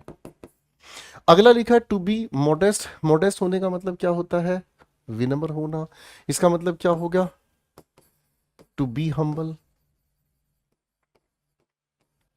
ठीक है बच्चे। ये बच्चों अगले क्वेश्चन की तरफ चलते हैं, question number 26, against one's green. देखो बच्चों ग्रीन की अगर हम बात करते हैं तो ग्रेन का मतलब हमें क्या समझ आता है, ग्रेन का मतलब हमें समझ में आता है जो हम गेहूं चावल खाते हैं, आप उस सेंस में इसको समझने का काम कीजिएगा। तो अगेंस्ट वंस ग्रेन यानी कि जो आपके शरीर की रिक्वायरमेंट है उसी के अगेंस्ट जा रहे हैं। तो इसका मतलब एग्जैक्टली क्या समझ में आया, इसका मतलब समझ में आया अगेंस्ट वंस नेचर, अपने नेचर के खिलाफ। हमारा नेचर कहता है, हमारी प्रकृति, हमारे शरीर की, हमारी सोच की अपनी एक प्रकृति है, उसके अनुसार हमें क्या करना चाहिए। अब बाबू दूसरे ऑप्शंस को कंसीडर करते हैं। अगेंस्ट द लॉ का मतलब हमें क्या पता है, अगेंस्ट द लॉ का मतलब हमें समझ में आता है जो कि अपने आप में इलीगल है, जो कि अपने आप में इलीगल है, गैर कानूनी है। आती है बात अगेंस्ट द सोसाइटी, जब अगेंस्ट द सोसाइटी की हम बात करते हैं तो इसका मतलब होता है something that is unsocial, something that is unsocial. आगे लिखा अगेंस्ट वंस फैमिली, तो ये तो सभी लोग जानते ही हैं, यानी कि जब परिवार से कोई मतलब विरोधी बन जाता है तो उसको आप डिसलॉयल कहते हैं, समबडी हु इज अनफेथफुल, ठीक है बच्चे। आइए बाबू अगले क्वेश्चन की ओर बढ़ते हैं। अगला क्वेश्चन हमें क्या कहता है, आइए बच्चों। क्वेश्चन नंबर 21 कहता है फुल ऑफ हॉट एयर। देखो अब जब गर्मा गर्मी होती है, जब गर्मा गर्मी होती है दो दलों के बीच, ठीक है ना, गर्मा गर्मी, इसका मतलब अगर हम इसे अंग्रेजी में कहें तो इसे हम कहते हैं हीटेड डिस्कशन, ठीक है ना। इसी को आप हिंदी में एक और तरीके से कह सकते हैं, और आप इसे कह सकते हैं आरोप प्रत्यारोप, यानी कि किसी ने आरोप लगाया, पलट के किसी ने आरोप लगाया और कहा सुनी तू मैं तेरे से ये, मेरे से वो, ऐसा वैसा, और जब ये सारी बातें चलती हैं तो इसी को हम कहते हैं क्या, टॉकिंग नॉनसेंस, बहस छिड़ने की बात हो गई है, ठीक है जी। अब आता है हमारे सामने दूसरा शब्द, टॉकिंग टू मच। आप जानते हैं शब्दों से ही पता चल रहा है बहुत ज्यादा बोलना, ठीक है ना जी। बीइंग टू प्राउड, बहुत ज्यादा घमंड करना, ठीक है ना जी, बहुत ज्यादा घमंड करना। तो बीइंग टू प्राउड का मतलब हमें इसके लिए एक शब्द ही अगर समझ में आ जाए तो भी मजा आ जाए, इससे हम कहते हैं एरोगेंट। अगला शब्द हमारे सामने है being hot tempered. Hot tempered का मतलब होता है जिसे हम कहते हैं गुस्सेल, ठीक है ना, यानी कि जिसे अगर हम कहें तो क्विक एंगर्ड, ठीक है जी, क्विकली एंगर्ड, तुरंत जो गुस्सा आ जाए। अगले क्वेश्चन की ओर बढ़ते हैं बच्चों। अगला क्वेश्चन हमारे सामने कहता है नॉट मेक हेड और टेल। एक इंसान जो ये डिसाइड ना कर पाए कि मतलब हेड आएगा या टेल आएगा, मेरी बात समझ रहे हैं। जैसे आप लोग कोई भी चीज जब डिसाइड करते हैं तो कॉइन हवा में उछालते हैं, भैया ये हेड्स है और ये हमारे सामने, ठीक है भाई। तो आप इसमें डिसाइड ही ना कर पाए कि क्या आना चाहिए, तो जब आप ऐसा डिसाइड ना कर पाए तो इसका मतलब हमें समझ में आता है क्या, आप कहेंगे सर ये अपने आप में आप एबल नहीं है किस चीज के लिए, या not able to understand anything, आप किसी चीज को समझ नहीं पा रहे हैं, ठीक है जी। और not able to understand anything, इसी का मतलब हमें ये भी समझ में आता है, you can say in the dark. इसके लिए एक और इडियोमेटिक एक्सप्रेशन आप यूज कर सकते हैं, that is in the dark, ठीक है जी। अब very boring, not at all fun, तो आप इसके लिए लिख सकते हैं एज डल एज ब्रिक। इसके लिए एक इडियोमेटिक एक्सप्रेशन आप यूज कर सकते हैं, एज डल एज क्या लिखा है, ब्रिक, ठीक है ना, यानी कि बहुत ज्यादा जो बोरिंग हो जाए, ठीक है ना, पत्थर जैसा हो जाए। नॉट फाइंड समथिंग इंटरेस्टिंग, कोई चीज इंटरेस्टिंग नहीं खाना ढूंढना, तो इसको हम कहने की कोशिश करते हैं क्या, not my cup of T, ये मेरी चाय नहीं है ठीक है ना। तो जो मेरी चाय है तो उसमें इंटरेस्ट होगा तभी मैं पीऊंगा, अगर मेरे इंटरेस्ट की चाय नहीं बनी तो वो मेरी चाय नहीं है। वेरी अनयूजुअल एंड स्ट्रेंज, इसको बताने की अगर हम कोशिश करते हैं तो वेरी अनयूजुअल एंड स्ट्रेंज को हम कहते हैं बच्चों आउट ऑफ द ब्लू, यानी कि आकस्मिक तरीके से एकदम सामने आ जाए। यहाँ ब्लू का मतलब है स्काई, यानी कि आसमान से कोई एकदम से चीज हमारे सामने आ जाए तो वो चीज हमारे लिए क्या होती है बेटा, अनयूजुअल होती है, ठीक है। क्वेश्चन 29 पर आएंगे बाबू, क्या कहता है, लिखा है हमारे सामने नोट माई मीन्स वर्ड्स, मीन्स का मतलब क्या होता है, मिक्स। वैसे अगर मीन्स को हम लोग एक वर्ब की तरह लेकर चलें तो इसको हम कहते हैं सब चीजों को मिलाकर चटनी बनाना, ठीक है एक प्यारा शब्द आप लोगों को सीखने को मिला है, ठीक है ना, फाइन, ओके। तो जब आप चटनी बनाते हैं तो क्या करते हैं, धनिया पुदीना, वैसे देखो हमें आज तक धनिया पुदीने का डिफरेंस समझ नहीं आया, ठीक है ना। अब धनिया है क्या, पुदीना है क्या, और फिर एक वो धनिया पुदीना वो छोटी छोटी गोलियां सी भी आती है ना, उसको भी खाते हैं लोग, छोंक में भी यूज करते हैं। तो जब आप बनाते हैं उस चीज को, यू मीन्स एवरीथिंग, ठीक है ना, that is the meaning. Not means words का मतलब हमें क्या समझ में आता है, शब्दों को नहीं मिलाना, इसका मतलब हमें समझ में क्या आता है, to speak in a direct way, स्पष्ट भाषा में किसी भी चीज को बोल देना, कह देना सीधे शब्दों में, ठीक है ना। और बाबू इसी चीज को हम कह सकते हैं क्या, कॉल और स्पेड, और स्पेड पेपर में ये पूछा जाता है, कॉल और स्पेड, और स्पेड। अब हमारे सामने बाकी के ऑप्शन हैं, इनको भी थोड़ा सा आपके साथ मिलकर देख लेते हैं। अब यहाँ लिखा हुआ है हमारे सामने नॉट टू बी ऑनेस्ट, तो इसका मतलब क्या हुआ, बीट अराउंड द बश, ठीक है, बीट अराउंड द बश, यानी कि इधर उधर की बात कहना, ठीक है ना जी, ईमानदारी की बात ना करना। To speak in a garbled वे, ठीक है जी, to speak in a garbled वे का मतलब हमें क्या समझ आया बेटा जी, है जी। ओ, तो इसकी अगर हम बात कर रहे हैं तो ये हो गया हमारे सामने टू बी गिब्रिश, ठीक है ना जी, यानी कि बड़बड़ाने की कोशिश करना, ठीक है ना, ऐसे बात करना जैसे आपने मुंह में कोई चीज ठूस रखी है, ठीक है ना, और इसी चीज को आप बड़बड़ाने की कोशिश करते हैं। तो इसका मतलब अगर आप हिंदी में भी मुझसे जाएंगे ना तो ये हो गया बाबू बकवास करना, ठीक है, हिंदी की भी अगर आप जानकारी चाहेंगे तो। Not to come directly to the point, सीधी बात पर नहीं आना, तो इसका मतलब हमें क्या समझ में आता है, इसका मतलब भी वही होगा, बीट अराउंड द बश, यानी कि ये दोनों आपस में रिलेटिवली एक ही ईडियम का मीनिंग है। किसी भी एक मीडियम का, किसी भी एक ईडियम का एक से ज्यादा अर्थ हो सकता है, ठीक है बेटा, तो उस पर कोई बहस हमें नहीं करनी।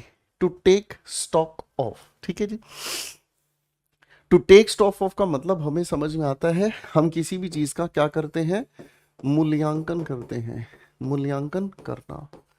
अब मूल्यांकन करने का मतलब क्या होता है, जब हम किसी चीज को असेस करते हैं, असेस का ही शब्द है जिससे बनता है असेसमेंट, ठीक है ना जी।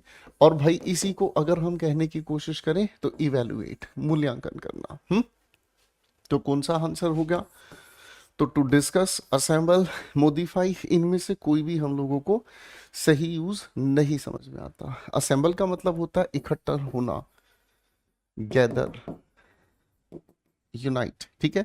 मॉडिफाई का मतलब हमें समझ में आता है जब हम किसी चीज को चेंज करते हैं। डिस्कस का मतलब हमें समझ में आता है डिबेट करना, टू टॉक अबाउट, कभी कभी किसी चीज पर डिबेट करना, ठीक है बेटा। बाकी के सभी शब्दों के अर्थ जरूर याद कर लीजिएगा, किसी ना किसी तरीके से ये आप लोगों को जो कराए जा रहे हैं ये किसी भी तरीके से घुमा फिरा कर आपको पेपर में मिल सकते हैं, इसलिए दोस्तों इनको अच्छे से जरूर याद रखिएगा गाइस, ठीक है। क्वेश्चन है हमारे सामने on tenterhooks, tenterhooks का मतलब क्या होता है, टेंटर हुक्स का मतलब हमें समझ में आता है जब हमारे सामने कोई इंसान चिंतित या परेशान या तनावपूर्ण हमें दिखाई देता है, ठीक है ना। तो ऑन टेंटर हुक्स का मतलब हमें समझ में क्या आया भाई, एनेक्सियस या टेंस, ठीक है ना जी, आप ध्यान से समझिएगा। अगर बच्चों हम टेंस की बात करते हैं एक नाउन की तरह, तो ये तो आप लोग ग्रामर पढ़ते हैं काल, ठीक है ना जी। यानी कि किसी समय बिंदु पर किसी भी काम के होने या काम के करने के बारे में जो बताता है व्याकरण इकाई, वो है हमारा टेंस, जिसे काल कहते हैं। अगर आप इसे वर्ब या थर्ड फॉर्म से इसका एक एडजेक्टिव बनाते हैं तो इसका मतलब होता है तनाव, ठीक है जी, फाइन। और इसी टेंस से बना है आप लोगों ने शब्द कौन सा, टेंशन, तो ये बन गया है नाउन, यानी कि तनाव की एक अवस्था। चलो बेटा अब आ जाओ वापस क्वेश्चन पे, ठीक है। अब हमारे सामने आता है हैप्पी एंड जॉयस। जब हैप्पी एंड जॉयस की हम बात करते हैं तो इन दोनों के लिए एक शब्द आपको याद रख लेना है मेरी तरफ से, इसे हम कहते हैं जुबिलेंट, ठीक है। इसे हम कहते हैं क्या बच्चों, जुबिलेंट। जुबिलेंट स्पेलिंग टेस्ट में आपसे पूछा जाता है, इसको याद रखिएगा, खुश और आनंदित इसे हम कहते हैं, ठीक है। अलर्ट एंड एंथुसियास्टिक यानी कि जोश से भरा, जिसे आप कहते हैं एनर्जेटिक। अगला शब्द है neutral and undecided. Neutral and undecided का मतलब क्या समझ में आता है, इसे हम कहते हैं ऑन द फेंस। पढ़ा था हम लोगों ने, है ना जी, शुरुआत में ही पढ़ा था इस तरह का हमने, ऑन द फेंस। तो ये तो सभी बाहर हो गए, करेक्ट आंसर सामने है। क्वेश्चन 32 पर आ जाएंगे बच्चों। क्वेश्चन 32 हमें क्या कहता है, I can not take up any new assignment. मैं किसी नए असाइनमेंट को नहीं स्वीकार कर सकता, as I have my hands full, क्योंकि मेरे हाथ फुल हैं। फुल होने का मतलब क्या हुआ, आई एम वेरी रिच, नहीं सर आप बहुत ज़्यादा अमीर हैं, इसका इससे कोई लेना देना नहीं है, ठीक है ना जी। नीड टू सीक हेल्प, तो इसका मतलब आप असहारा बेसहारा की बात कर रहे हैं। आगे लिखा no time, I am very busy, हो सकता है ये I am short of time. Sir I am short of time का मतलब क्या समझ में आता है, यानी कि जब हमारे पास समय की कमी हो, ठीक है ना, यहाँ पर समय की कमी, ठीक है ना, कमी किस चीज की, टाइम की कमी है। तो सर इससे ज्यादा बेहतर ये है कि आप बिजी हैं, ठीक है ना। अगर समय की कमी है फिर भी कोई ना कोई आप दूसरा काम कर सकते हैं, ठीक है ना, लेकिन अगर आप बिजी हैं तो उसका मतलब आप किसी एक काम में पर्टिकुलरली एंगेज्ड हैं, दूसरे काम की ओर ध्यान नहीं दे सकते, ठीक है। तो बेहतर आंसर होगा हमारे सामने C for China for this question. अगले क्वेश्चन पे आ जाओ भाई। India's problem boils down to just one thing. एक चीज की तरफ जाकर देखते हैं तो हालात गड़बड़ होते हैं। Lack of infrastructure for health services. Health services के लिए इंफ्रास्ट्रक्चर बिल्कुल भी उपलब्ध नहीं है।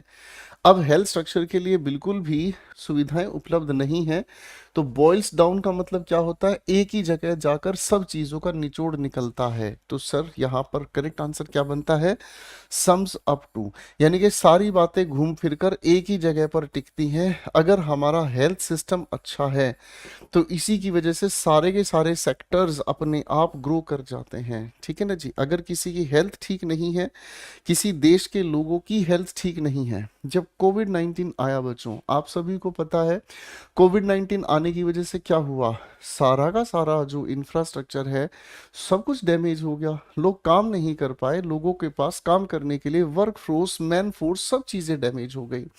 अब थोड़ा सा बचे हुए ऑप्शंस को देख लेते हैं बेटा, ठीक है, फाइन आ जाओ। अब बचे हुए को अगर हम कहते हैं फुलफिल समथिंग, तो इसका मतलब जो किसी चीज को पूरक है, ठीक है ना, कंप्लीट समथिंग, ये नहीं अडेप्ट टू समथिंग। बच्चों ये आपको फिल इन द ब्लैंक्स में क्वेश्चन पूछने को मिल जाता है। अडोप्ट, अडोप्ट का मतलब होता है किसी चीज को कानूनी तौर पर स्वीकारना, ठीक है ना, यानी कि इसी को हम कभी कभी कहते हैं गोद लेना। अडेप्ट का मतलब होता है जब आप संतुलन बनाते हैं किसी के साथ, एडजस्ट करना। और इस अडेप्ट की अगर हम बात करते हैं तो इसका मतलब होता है जब आप किसी चीज के लिए कुशल हैं, यानी कि आप कुशल को स्किल्ड कहते हैं। ये वर्ब है, ये वर्ब है, ये हमारे सामने एडजेक्टिव है, करेक्ट है। इजी मेरे बच्चों, याद रखना, ये फिलिप्स में आपको परेशान करेगा, ठीक है। तो अडेप्ट टू समथिंग, एडजस्ट करना हो गया। हीट्स अप टू का मतलब हमें क्या समझ में आ गया, हीट्स अप टू का मतलब हमें समझ में आ गया जब आप वार्म होते हैं, ठीक है बच्चों। You must seize the opportunity to make amends for your earlier curtness, ठीक है ना जी। अब यहाँ लिखा है अमेंड्स। अमेंड्स का मतलब होता है जब हम किसी चीज को सुधारने का काम करते हैं। अगर खाली इसी शब्द के अर्थ को हम समझने की कोशिश करते हैं तो इसका अर्थ होता है किसी चीज को सुधारना, अमेंड्स कहलाता है फॉर योर अर्लियर कर्टनेस। और यहाँ लिखा कर्टनेस का मतलब होता है जिसे हम कहते हैं एकदम से जो बेहुदापन था, ठीक है ना। तो इसी को अगर हम कहते हैं एब्रप्टनेस भी कह सकते हैं, ठीक है ना। एब्रप्टनेस का मतलब होता है जब एकदम से आप किसी चीज को लेकर रिएक्ट कर जाते हैं, ठीक है ना। अब देखिए यहाँ हमें क्या है, आपको अपॉर्चुनिटी का गंवाना नहीं चाहिए।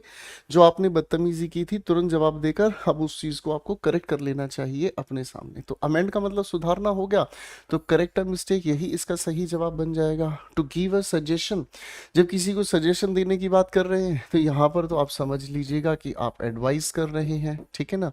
टू मेक अ प्रोपोजल, जब आप किसी को प्रपोजल दे रहे हैं तो इसका मतलब जब आप कोई किसी चीज को किसी इंसान के सामने रिकमेंड कर रहे हैं। दोस्तों इस रिकमेंड की स्पेलिंग लिख लीजिएगा, पेपर में जरूर आती है। टू ऑफर अ डील, जब आप किसी को डील ऑफर कर रहे हैं तो ये तो किसी के सामने क्या कर रहे हैं, ठीक है ना, ऑफर ही दे रहे हैं। तो ये तो सभी डिस्कशन से बाहर हुए, correct answer A for Apple बनता है। क्वेश्चन 35 क्या कहता है, ठीक है जी, देखिए ध्यान से समझते हैं। ईट वंस वर्ड्स, अपने ही शब्दों को खाना। तो इसका मतलब क्या हुआ, जो किसी ने कहा है, ये पिछले क्वेश्चन से रिलेटेड ही सवाल आपके सामने है। जो पिछले सवाल ने हमें समझाया, आपने जो चीज कही है आप उसी चीज को सुधारने के लिए क्या करेंगे, अपने उन बोले गए शब्दों को तो वापस लोगे, ठीक है ना, और अपनी तरफ से कुछ अच्छे शब्दों का चुनाव करके माफी मांगोगे, है ना। तो ओपोज तो नहीं करोगे, विरोध तो नहीं करोगे, अरे हाँ ना। और स्टर्नी का मतलब कड़े रुख से, ठीक है ना, इसका मतलब होता है क्या चीज, कड़े रुख से, है ना, कठोर तरीके से। तो आप रेसिस्ट तो नहीं करेंगे, यहाँ पर रेसिस्ट का मतलब विरोध तो नहीं करेंगे। बिकम लेस एक्सेप्टेबल, इसका मतलब कम से कम स्वीकार्य होंगे, है ना। तो इसका मतलब हमें समझ में आता है टू डिक्लाइन, जब आप किसी चीज को अस्वीकार करेंगे, तो ये भी नहीं है भाई।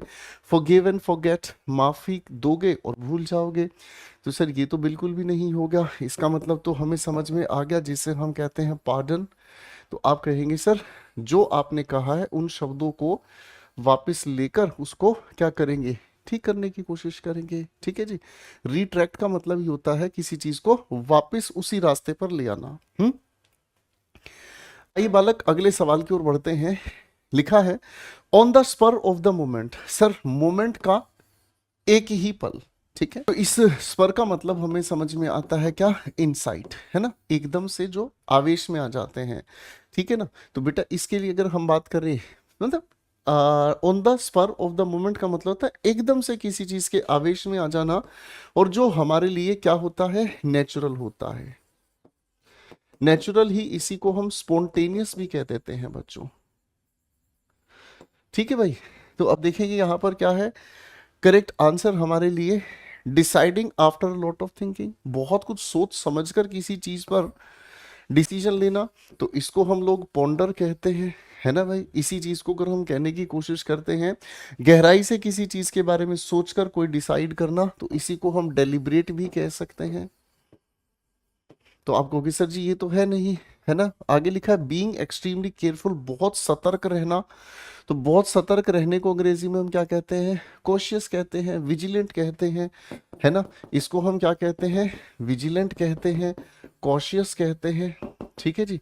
सतर्क रहना, चौकस रहना, हिंदी में कहते हैं वेटिंग नर्वसली फॉर समथिंग, किसी चीज के लिए बेचैन होकर इंतजार करना। तो इसी चीज को हम अगर कहना चाहें तो इसी को हम कह देते हैं वेट फॉर, और इसी के लिए अगर हम कहना चाहें तो अवेट कह देने में भी कोई बुराई नहीं है। हटाओ भाई, तो आप कहेंगे सर भावनाओं के आधार पर, इम्पल्सिवली का मतलब होता है सिर्फ भावनाओं के आधार पर किसी भी चीज के बारे में कुछ कह देना या रिएक्ट कर देना, that is called acting impulsively without thinking. यही इसका करेक्ट आंसर बनता है।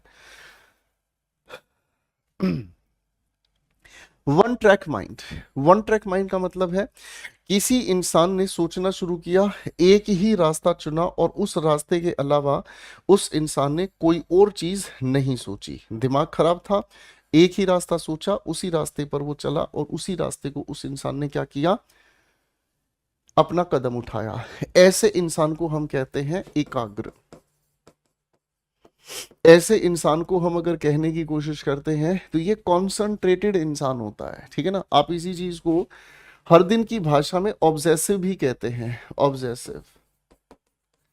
ऑब्सेसिव का मतलब आप समझ गए, यानी कि जो पूरी तरीके से किसी एक ही चीज को सोचता है, उसके पास दूसरा विकल्प नहीं है।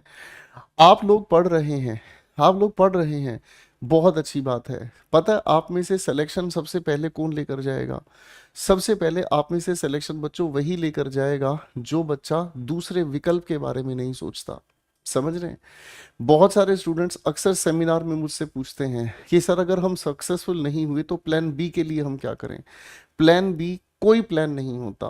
प्लान बी होता है आपके कमजोर होने का एहसास, कि अगर ये नहीं हुआ तो दूसरा विकल्प हमारे सामने है। ठीक है ना?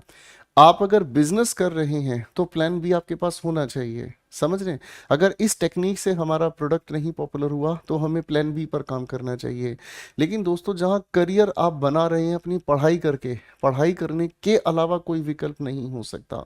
आपका सिलेक्शन नहीं हुआ, आपके मार्क्स कम रह गए, आप कट ऑफ से थोड़ा सा नीचे रह गए, इसके लिए प्लान बी क्या होगा? टीचर बदल देना। टीचर बदलने की संभावना तब वैलिड है जब आप लोगों को स्पष्ट समझ आया कि यार इस टीचर के पढ़ाए हुए पेपर में कुछ आ ही नहीं रहे हैं। समझे? आप टीचर बदलो, वैलिड है। लेकिन आपको ये पता है कि यार जो इसने पढ़ाया वो तो पेपर में नहीं आया, लेकिन जब मैं पढ़ रहा था तब मैं इस इंसान की बात को सीरियस नहीं ले पा रहा था, इस वजह से मुझे नुकसान उठाना पड़ा। तो प्लान बी क्या आपके पास? प्लान बी एक ही है, जो पढ़ा है उसको ध्यान से पढ़ना, उसके अलावा कुछ नहीं। अगर प्लान बी बनाने का भी शौक है ना, तो प्लान बी अपनी कमियों को सुधारने का जरूर बनाओ कि मेरे अंदर ये कमियां थी, मुझे ये सुधारनी है, दैट्स इट। ठीक है भाई? चलो मेरे बंदर आगे चलते हैं। चलो भाई, using a well known path, तो सर ये तो हो गया हमारे सामने। जो वेल नोन पाथ है उसी को हम कहते हैं, समाज जिस पर चलता है उसे हम कन्वेंशनल कहते हैं। समाज जिस पर चलता है कन्वेंशनल कहलाता है। परंपरागत इसे आप कहते हैं हिंदी में परंपरागत। ठीक है? Thinking of another point of view, दूसरी चीज के बारे में सोचना। देखो बच्चों, इसी चीज को हम कहते हैं ऑल्टरनेटिव। इसी को हम कहते हैं ऑल्टरनेटिव, हिंदी में आप इसे कहते हैं विकल्प, यानी कि इसी को आप कहते हैं चॉइस। ठीक है ना? और एक शब्द होता है ऑल्टरनेट। ऑल्टरनेट का मतलब क्या होता है? अगर मैं आपके सामने एक सीरीज लिख रहा हूं, तो सर ऑल्टरनेट नंबर क्या होगा?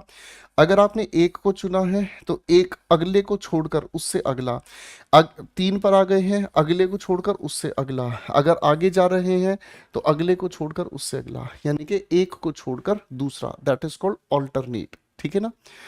करेक्ट है? पढ़ाई करने के अलावा आपके पास कोई ऑल्टरनेटिव नहीं है।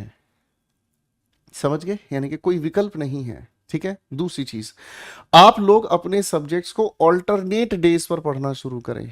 ऑल्टरनेट डेज पर पढ़ने का मतलब, आज का अगर आपने पूरा दिन मैथ्स को रीजनिंग को दिया है तो कल मैथ्स और रीजनिंग नहीं, कल आप लोग अपने इंग्लिश और जीएस को उठा के लगाएंगे।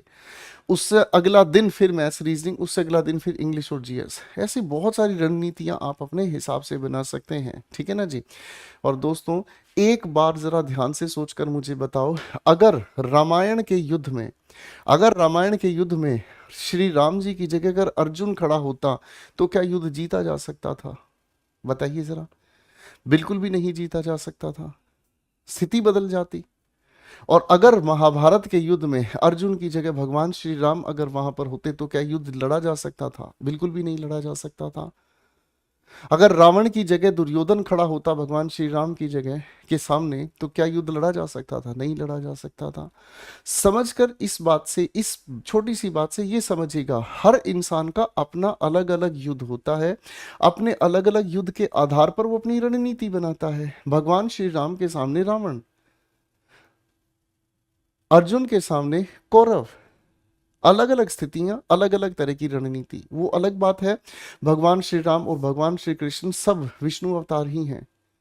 समझे? लेकिन वक्त के अनुसार, हालातों के अनुसार हर किसी की अपनी अलग अलग रणनीति होती है, नजरिया अलग होता है, उसके अनुसार ही कर्म डिसाइड होते हैं, आपकी अप्रोच डिसाइड होती है।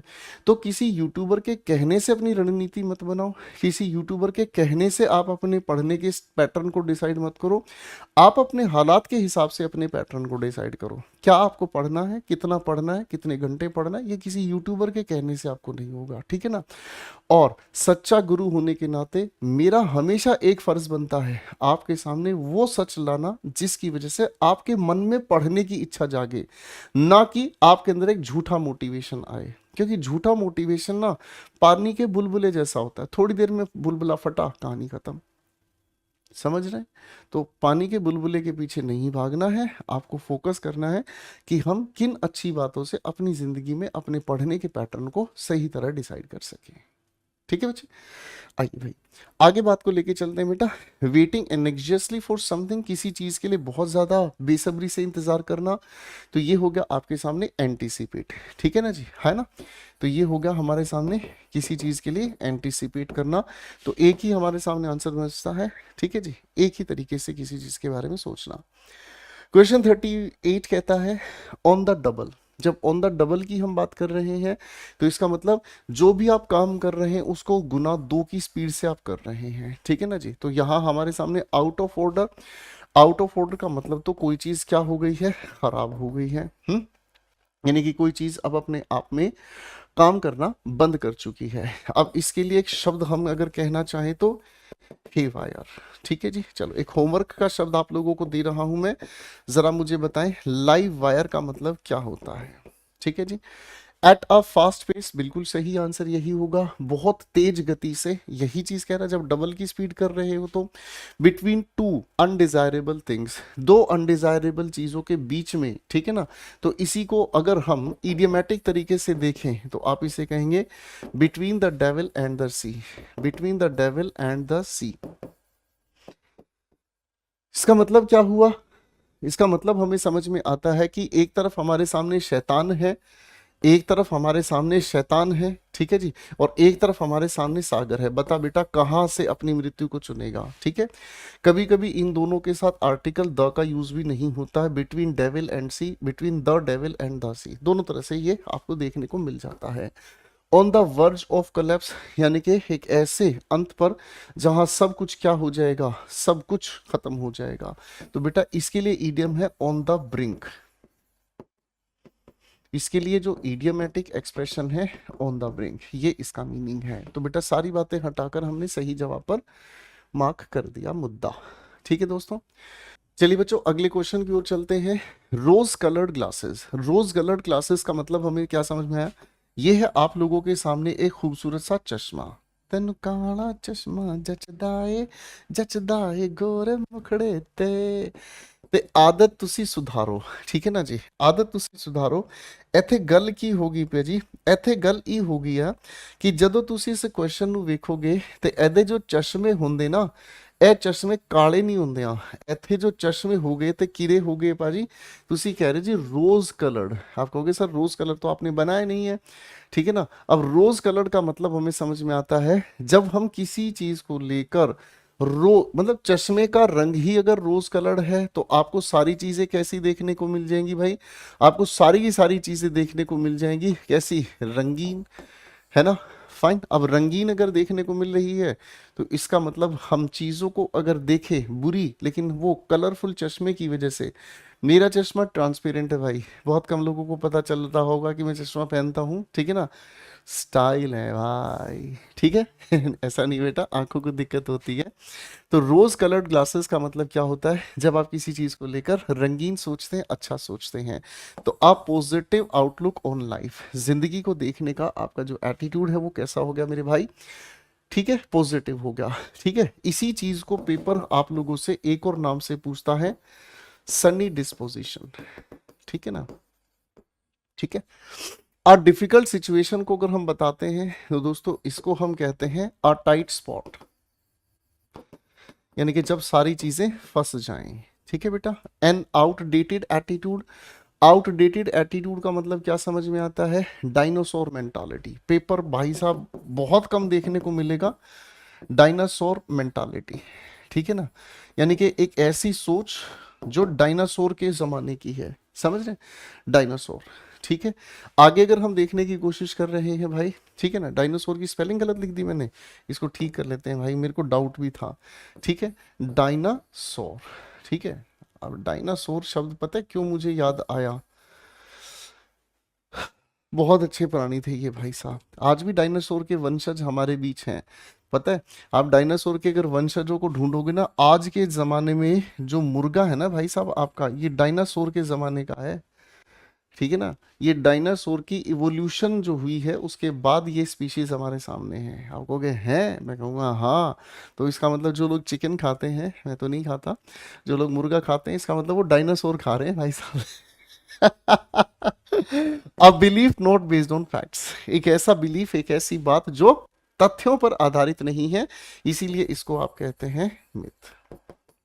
ठीक है बच्चा पार्टी, ओके। चलिए बच्चों अगले सवाल की ओर बढ़ते हैं। If we lay our heads together, अगर हम दिमाग लगाए इकट्ठे मिलाकर, we will surely find a solution, हमें एक सॉल्यूशन मिल जाएगा। ठीक है ना, यानी कि अगर हम इकट्ठे मिलकर काम करेंगे किसी चीज को लेकर तो हमें सॉल्यूशन मिल जाएगा। इसी को हम कहते हैं कोलैबोरेट। अब देखो कोलैबोरेट शब्द बहुत प्यार से समझ आएगा बाबू, कैसे बना है। सी ओ का मतलब हमें समझ में आता है टुगेदर, ठीक है। लेबर का मतलब आप जानते हैं श्रम, मेहनत करना। एट का मतलब आप जानते हैं कॉज, ठीक है ना, यानी कि इकट्ठे मिलकर किसी काम को करने की मेहनत करना। ठीक है जी, that is called work together. तो वर्क इन आइसोलेशन, आइसोलेशन का मतलब क्या हो गया, अलग होकर काम करना। ठीक है ना, यानी कि आइसोलेशन का मतलब किसी काम को सोलो होकर करना, अकेला होकर कर। टेक अ ब्रेक का मतलब क्या होगा बेटा, इसका मतलब हम कहते हैं जब हमने काम कर लिया तो छुट्टी मार ली भाई साहब। Call it a day, paper में कॉल इट अ डे कहते हैं बेटा। रेस्ट फॉर अ वाइल, जब रेस्ट फॉर अ वाइल की बात हम कहते हैं तो इसका मतलब क्या आता है, टू टेक अ ब्रेथर। ठीक है ना, चैन की सांस लेना, टू टेक अ, ठीक है भाई। वर्क इन कंसल्टेशन, यही इसके लिए सही आंसर बनेगा। इसका मतलब क्या हो गया सर, इकट्ठे मिलकर काम करना, ठीक है, कोलैबोरेट काम करना। कंसल्टेशन की जगह कॉन्सोलेशन भी आपको देखने को मिल जाएगा, पेपर में कॉन्सोलेशन भी आपको देखने को मिल जाएगा। ठीक है बेटा, आइए बच्चे क्वेश्चन 41 पर आते हैं। क्वेश्चन 41 कहता है द थ्रेट, यानी कि यहां धमकी की बात कही गई है, off the pandemic is not just a cry in the wilderness. ध्यान से समझना सर, पेंडेमिक का मतलब क्या है सर, डेमी किसी शब्द में अगर देखने को मिल जाए तो ये बताने का काम करता है डिजीज। PAN का मतलब हमें समझ में आता है ऑल, यानी कि एक ऐसी बीमारी जो सब जगह फैली है। अब इस बीमारी की क्या कही है बेटा जी, आप कहेंगे सर थ्रेट, धमकी कही गई है। ठीक है ना, a cry in the wilderness, यानी कि जंगली पने में या जंगल में जब कोई चिल्लाता है मदद की, बचाओ बचाओ बचाओ, तो ऐसी जो चिल्लाने की आवाज है। अब जंगलों में बहुत सारे शिकार हो रहे हैं, है ना, जंगलों में बहुत सारे शिकार हो रहे हैं, वहां पर जितने जानवरों को मारा जा रहा है, क्या उनकी चीखने चिल्लाने की आवाज हम तक पहुंचती है, नहीं पहुंचती। तो आप इसी चीज को क्या कहेंगे, वार्निंग। तो ठीक कहा, अनहीडेड। अनहीडेड का मतलब जिसे किसी ने सुना नहीं, ठीक है ना, जिसे किसी ने सुना नहीं, तो आप इसको इग्नोर्ड कह देंगे दोस्तों। ठीक है ना, इग्नोर्ड वार्निंग करेक्ट हो गया। अब देखो पहले जो शब्द की अगर हम बात करते हैं तो बेटा ये मॉर्निंग तो हो गई आप लोगों की, सुबह हो गई मामू मामू, ठीक है जी। लेकिन ये मोर्न शब्द का मतलब होता है किसी चीज के लिए दुख व्यक्त करना, किसी चीज के लिए दुख व्यक्त करना, ठीक है। और अब इस मॉर्निंग का मतलब ING जोड़कर, क्योंकि मोर्न अपने आप में वर्ब है। ठीक है बेटा, फाइन। तो मॉर्निंग शब्द अब समझ गए हैं, इजी गाइस। अच्छा बेटा, अब हमारे सामने मोर्निंग फॉर द लॉस, यानी कि नुकसान के लिए जब आप दुख व्यक्त करते हैं तो इसका मतलब होता है cry over, cry over spilled milk. Spilled का मतलब बिखरा हुआ, जो धरती पर आप बिखेर देते हैं, वो दूध जो बिखर गया उस पर आपका रोना। सिंपल क्या है, जो हो गया सो हो गया। इसको हम अगर एक शब्द से बता दें तो रिग्रेट कह देंगे भाई। ठीक है भाई, अब आता है दोस्त हमारे सामने टीयर्स ऑफ सोरो। टीयर्स ऑफ सोरो का मतलब हमें क्या समझ में आता है, दुख के आंसू। ठीक है ना, वैसे इसका सटीक अर्थ नहीं है पर फिर भी मुझे याद आया, क्रोकोडाइल टीयर्स, दिखावटी आंसू, दिखावटी आंसू। ठीक है ना, फॉल्स सोरो भी इसे आप कह सकते हैं। ठीक है ना, है ना। और भाई स्प्रेडिंग रूमर्स, इसे हम क्या कहते हैं, जंगल की आग। Spread like, spread like wild fire, ठीक है ना, जंगल की आग। ठीक है ना, ये है अपने आप में अगर हम कहने की कोशिश करें रूमर्स। ठीक है भाई, ये है अपने आप में रूमर्स, आग की तरह कोई भी चीज फैलना। तो करेक्ट आंसर तो हमें दोस्तों मिल ही गया है। आइए बच्चों क्वेश्चन 42 पर आपको मुलाकात कराते हैं। क्वेश्चन नंबर 42 हमें क्या कहता है दोस्तों, हिज कमेंट्स, जो उसके कमेंट्स हैं, कास्ट अ स्लर, स्लर का मतलब होता है ब्लॉट, ठीक है ना, जिसे हम कहते हैं धब्बा, ठीक है ना जी। इसी का सिनोनिम अगर हम कहें तो एस्पर्जन, ठीक है ना। आगे लिखा है किस चीज पर डालता है सर, ये लिखा इंटीग्रिटी, तो इसे हम लोग अगर कहते हैं तो मोरल साउंडिंग। मोरल साउंडिंग का मतलब होता है जिस इंसान का नैतिक रूप से मतलब बहुत जबरदस्त बिहेवियर है, नैतिक रूप से वो बहुत ताकतवर है, ठीक है ना जी। तो कास्ट अ स्लर अपोन का अगर हम मीनिंग को देखें दोस्तों तो क्या कहेंगे, तो सर आप किसी को खराब करने की धब्बा लगा रहे हैं, खराब कर रहे हैं, तो प्रशंसा की बात नहीं है। डैमेज कह देंगे, इंप्रूव नहीं, रिडीम नहीं, ठीक है ना जी। Praise positive, redeem positive, improve positive, damage ही नेगेटिव है, और नेगेटिव मीनिंग के लिए हमने इसका आंसर मार्क कर दिया, ठीक है भाई। फाइन। अब इम्प्रूव्ड के लिए इडियमेटिक एक्सप्रेशन अगर हम कहें तो इसको हम कहते हैं टर्न्ड अ न्यू लीफ, ठीक है ना, एक नया पत्ता खोलना। रिडीम का मतलब क्या होता है, किसी चीज से छुटकारा पाना, ठीक है ना। इसका मतलब होता है सेव्ड वंस स्किन, ठीक है ना, सेव्ड वंस स्किन, अपनी खाल बचाना, यानी कि किसी तरीके के टेंशन टॉर्चर से अपने आप को बचाना, ठीक है। डैमेज का आपको पता ही चल गया है। प्रेज का मतलब क्या होता है, इसका मतलब होता है सैंग प्रेजेस, ठीक है ना। तो ये इडियोमेटिक इसका एक्सप्रेशन है। तो सभी के जो मीनिंग है वो भी मैं बता रहा हूँ, आंसर को डिटेक्ट करने की टेक्निक भी समझिएगा। इनका अगर आपसे क्वेश्चन पूछा जाए तो ये क्वेश्चन आपके पेपर में इनसे रिलेटेड मिल जाएगा बच्चों। आइए भाई क्वेश्चन नंबर 43 परिवार से भी मिल लेते हैं, ठीक है। ध्यान से समझने की कोशिश करते हैं दोस्तों क्या कहता है, ठीक है ना। अब हमारे सामने लिखा हुआ है दोस्तों क्या चीज, their relationship has run into rough weather ever since they fell in love with the same girl. So देखो सिचुएशन क्या है, ये है हमारा एक प्यारा सा दोस्त योयो, नहीं योयो नहीं है भाई, आप मेरा नाम ले दोगे। ये है आप लोगों का एक दोस्त अमित, ठीक है जी, और ये है भाई आप खुद, ठीक है। आपका नाम मैंने रख दिया सुमित, ठीक है जी। अब आप दोनों के दोनों प्यार की फूंक मार रहा हूं, ठीक है भाई साहब। अब आप दोनों के दोनों, लड़की बड़ी अनजानी है, सपना है सच है कहानी है, देखो ये पगला चक्कर में पड़ गया, देखो ये पगला चक्कर में पड़ गया, इस लड़की का नाम है मिट्टी, ठीक है भाई। तो अमित भी मिट्टी के चक्कर में आ गया, सुमित भी मिट्टी के चक्कर में आ गया, दोनों गाने गा रहे हैं तेरी मिट्टी में मिल जाऊं, है भाई। तो भाई साहब अब इन दोनों के बीच क्या आ जाएगी, मां कसम दरार आ जाएगी। तूने मेरे प्यार की तरफ देखा, तूने भी मेरे प्यार की तरफ देखा, तुझे छोड़ूंगा नहीं, चुन चुन के मारूंगा बै। अब इस पंगे को यहां से समझेंगे। इन दोनों अमित सुमित का relation run into rough weather, मौसम बिगड़ गया, हाल खराब हो गया, जब से दे फेल इन लव, प्यार में पड़ गए किसके, सेम गर्ल के। सिचुएशन समझ आ गई बेटा, मेरा सवाल नहीं है, सीपीओ और मेंस का पेपर का सवाल है। पेपर वाला भी जानता है बेटा दो आशिक एक आशिकी के चक्कर में कैसे डूबते हैं। क्वेश्चन का आंसर देखते हैं भाई। पहले तो देखते हैं एक्सपीरियंस डिफिकल्टीज, मुसीबतें झेलनी पड़ गई, ठीक है जी। तो एक्सपीरियंस डिफिकल्टीज अपनी जगह ठीक है, फाइन। तो इसी को अगर हम कहें तो ये करेक्ट आंसर होगा।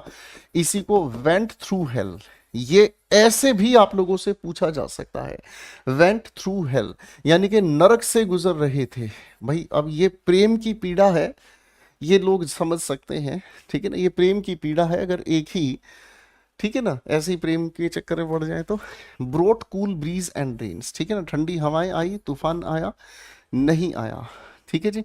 इसका मतलब हमें क्या समझ में आता है, ब्रोट रिस्पाइट, इसके लिए क्या कहेंगे,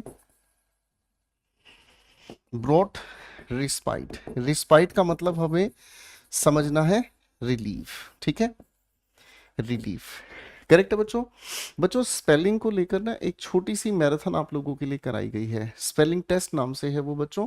मेरे YouTube channel English with Gopal Verma पर आप जरूर देखिएगा। स्पेलिंग्स को लेकर बहुत प्यारे प्यारे रूल्स, बहुत अच्छे क्वेश्चंस आपको कराए हैं, उन्हें जरूर देख लीजिएगा, क्योंकि स्पेलिंग टेस्ट का एक क्वेश्चन गलत हो गया आप मेरिट में बहुत नीचे आ जाएंगे, और ऐसा मैं बिल्कुल नहीं होने दूंगा, ठीक है बच्चे। आता है become stronger and firmer. Firmer का मतलब क्या होता है, जो अपनी स्थिति से हिलता नहीं है, ठीक है ना, बात समझ रहे हैं। तो इसको अगर पेपर में हम देखेंगे ना, तो यहां इसकी जगह लिखा हुआ मिलेगा स्टील्ड वन सेल्फ, अपने आप को स्टील का बना लिया, ठीक है ना, steel one self, one self, ठीक है भाई। अगला क्वेश्चन है बिकम प्लीजेंट एंड कोर्डियल, आपस में दिलों से जुड़ गए। तो सर कोर्डियल का मतलब दिलों से जुड़ गए, तो आप इसे वार्म्ड कह सकते हैं, तो ये अपनी जगह गलत है। वार्म्ड के साथ आप भी लिख लीजिएगा, दिलों से एक दूसरे के साथ जुड़ जाना, ठीक है। बड़ी अच्छी सिचुएशन थी भाई इस क्वेश्चन में तो। आइए क्वेश्चन नंबर 44 पर काम करते हैं मेरे प्यारे सच्चे मुच्चे भाइयों। देखो क्या कहता है हमारे सामने, my neighbour's son, neighbour spelling में आपसे पूछा जाता है neighbour. My neighbour son is very mischievous, बहुत शैतान है। मिसचीवस स्पेलिंग टेस्ट में पूछा जाता है, शैतान है, naughty, and always getting in everyone's hair, हर किसी के मामले में लफड़ा खड़ा करता रहता है, ठीक है ना जी, getting everyone's hair. Throwing things at them, उनके ऊपर चीजें फेंकता रहता है, ठीक है ना। तो थ्रोविंग समथिंग एट समबडी, ठीक है ना, तो इसका मतलब क्या होता है, थोड़ा सा इसके नजदीक आती है बात एक, giving someone a hard time, किसी को मुश्किल से भरा समय देना, ठीक है ना, किसी के लिए कठिनाइयां खड़ी करना। तो सर थोड़ा सा नजदीक था ये इसके। पुलिंग देयर है, उनकी जुल्फें पकड़ के खींचता है, तो इसका मतलब क्या हुआ, अगर इसका मतलब हम समझेंगे तो ये समझाता है हमें गेटिंग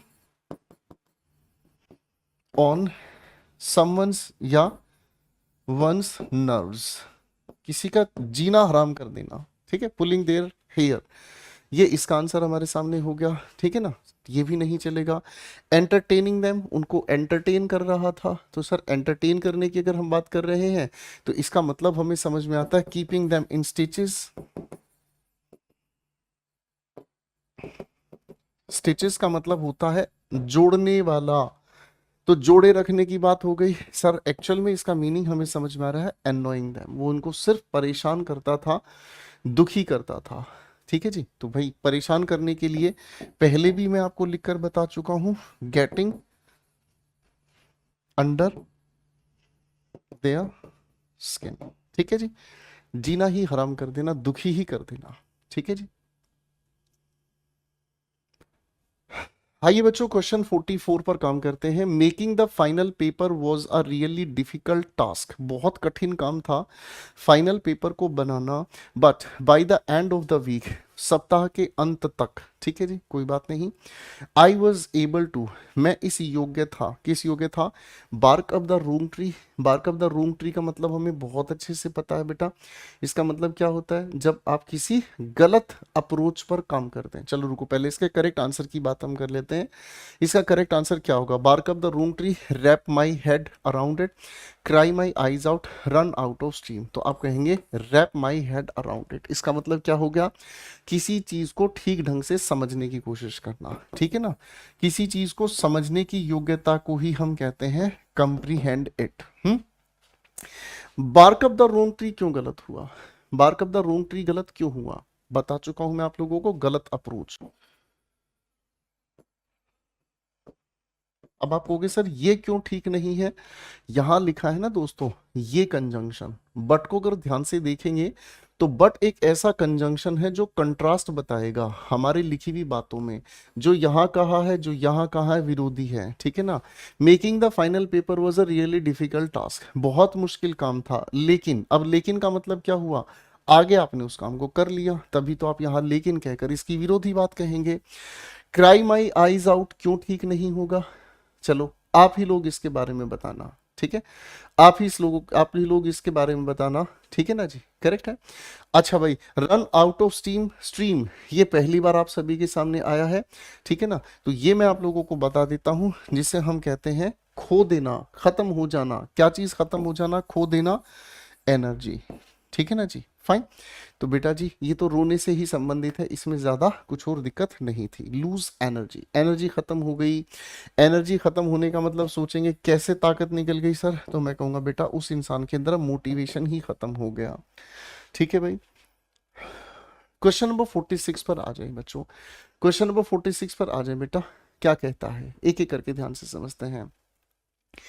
शुरुआत की बात है, इनिशियली का मतलब बिल्कुल शुरुआत में। I thought I could participate in the international scholars contest but when I saw a preparatory material I miss the boat. ध्यान से समझना, शुरुआत में मैंने सोचा था कि मैं पार्टिसिपेट कर सकता था इंटरनेशनल स्कॉलर्स कंटेस्ट में, लेकिन सर यहां से बट शुरू हुआ, लेकिन कॉन्ट्रडिक्शन है।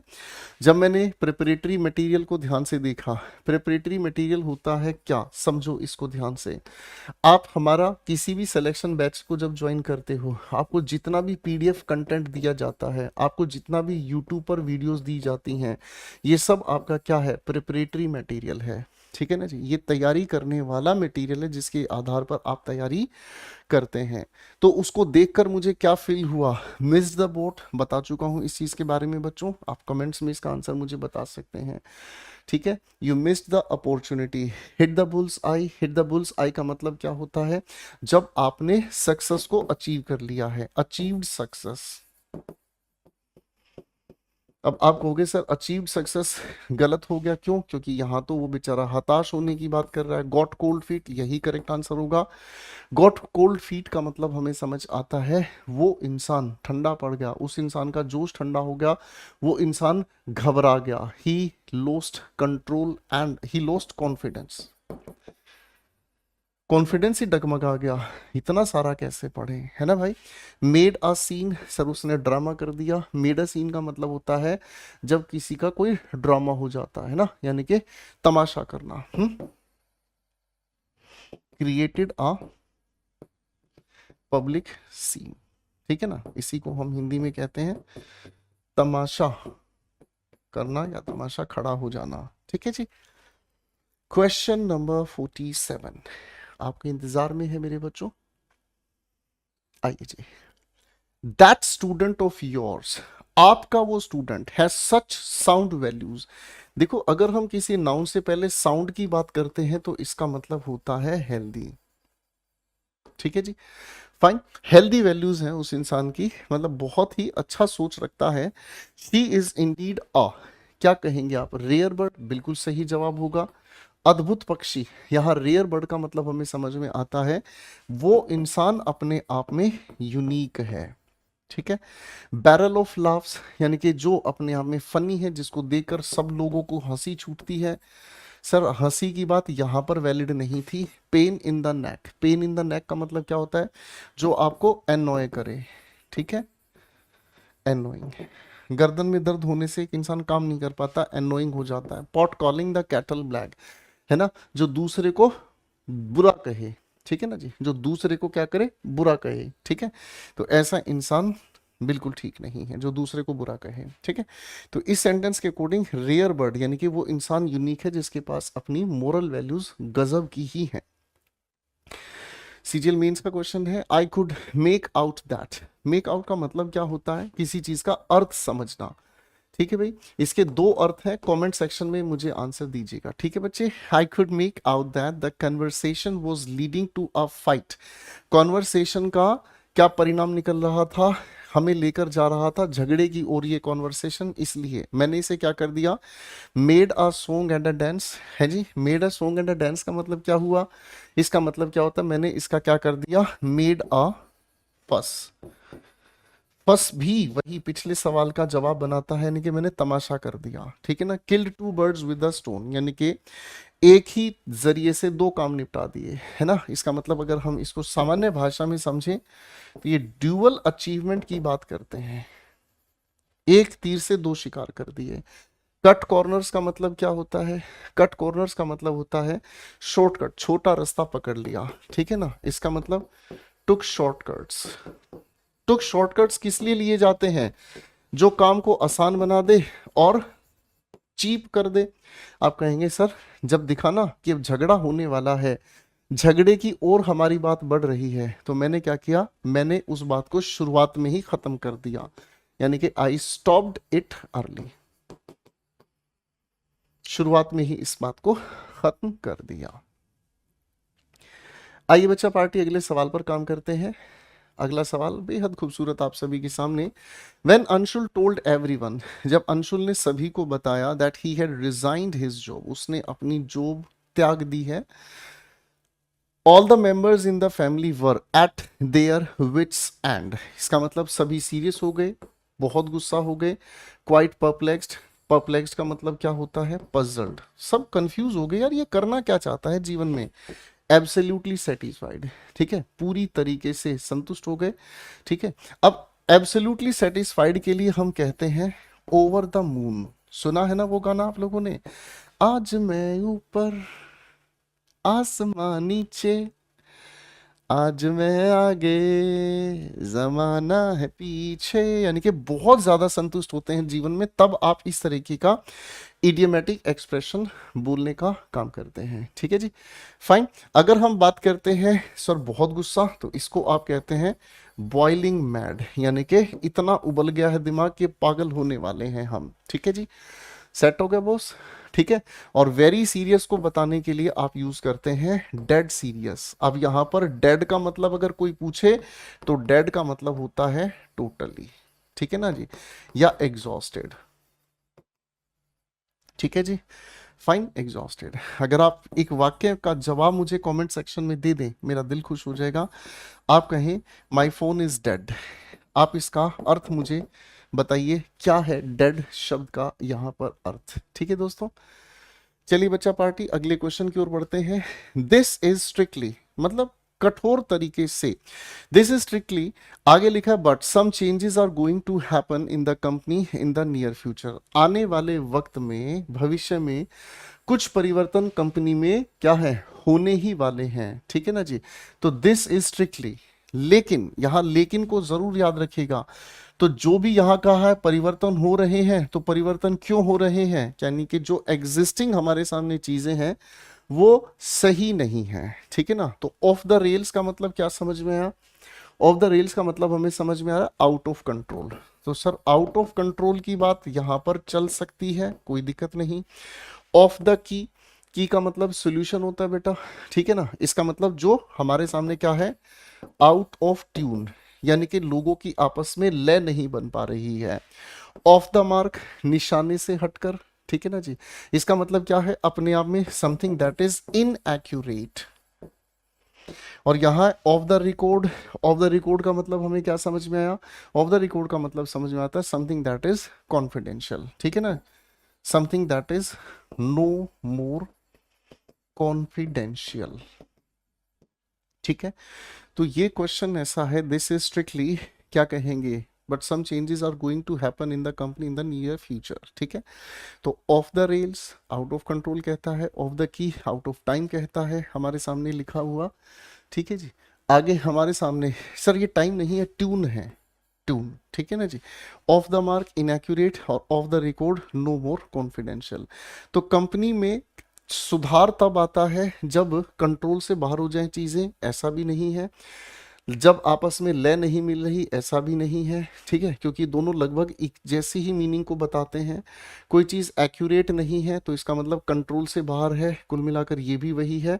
सर ये हमारे सामने बिल्कुल अद्भुत है जो मीनिंग को जस्टिफाई करता है कि अगर चीज़ें ऑफ द रिकॉर्ड चल रही हैं, कॉन्फिडेंशियल नहीं है, सारी कंपनी की जो पर्सनल बातें हैं वो पब्लिक हैं, ठीक है, तो इसका मतलब हमें यहाँ पर कुछ नए चेंजेस लाने होंगे कंपनी में, ठीक है जी। मेरे प्यारे दोस्तों आज की बात यहीं तक हम रखेंगे, इसको अच्छे से पढ़कर रिवाइज करके सारी चीज़ों को एक बार अपने हाथों से ज़रूर लिखिएगा और मस्ती के साथ रिवाइज कीजिएगा। आप सभी बच्चों को अगर ये प्यार, प्रेम, ये मेहनत अच्छी लग रही है, वीडियो को शेयर ज़रूर कीजिएगा उन सभी बच्चों तक जो अब भी नहीं जागे हैं, लेकिन हो सकता है किसी एक क्लास को देखकर उनका कॉन्फिडेंस इंप्रूव हो और वो अपने लक्ष्य की ओर बढ़ सकें। आज के लिए इतना ही, थैंक यू सो मच, फिर मुलाकात करते हैं अगली क्लास में। मस्त रहिएगा, पढ़ते रहिएगा।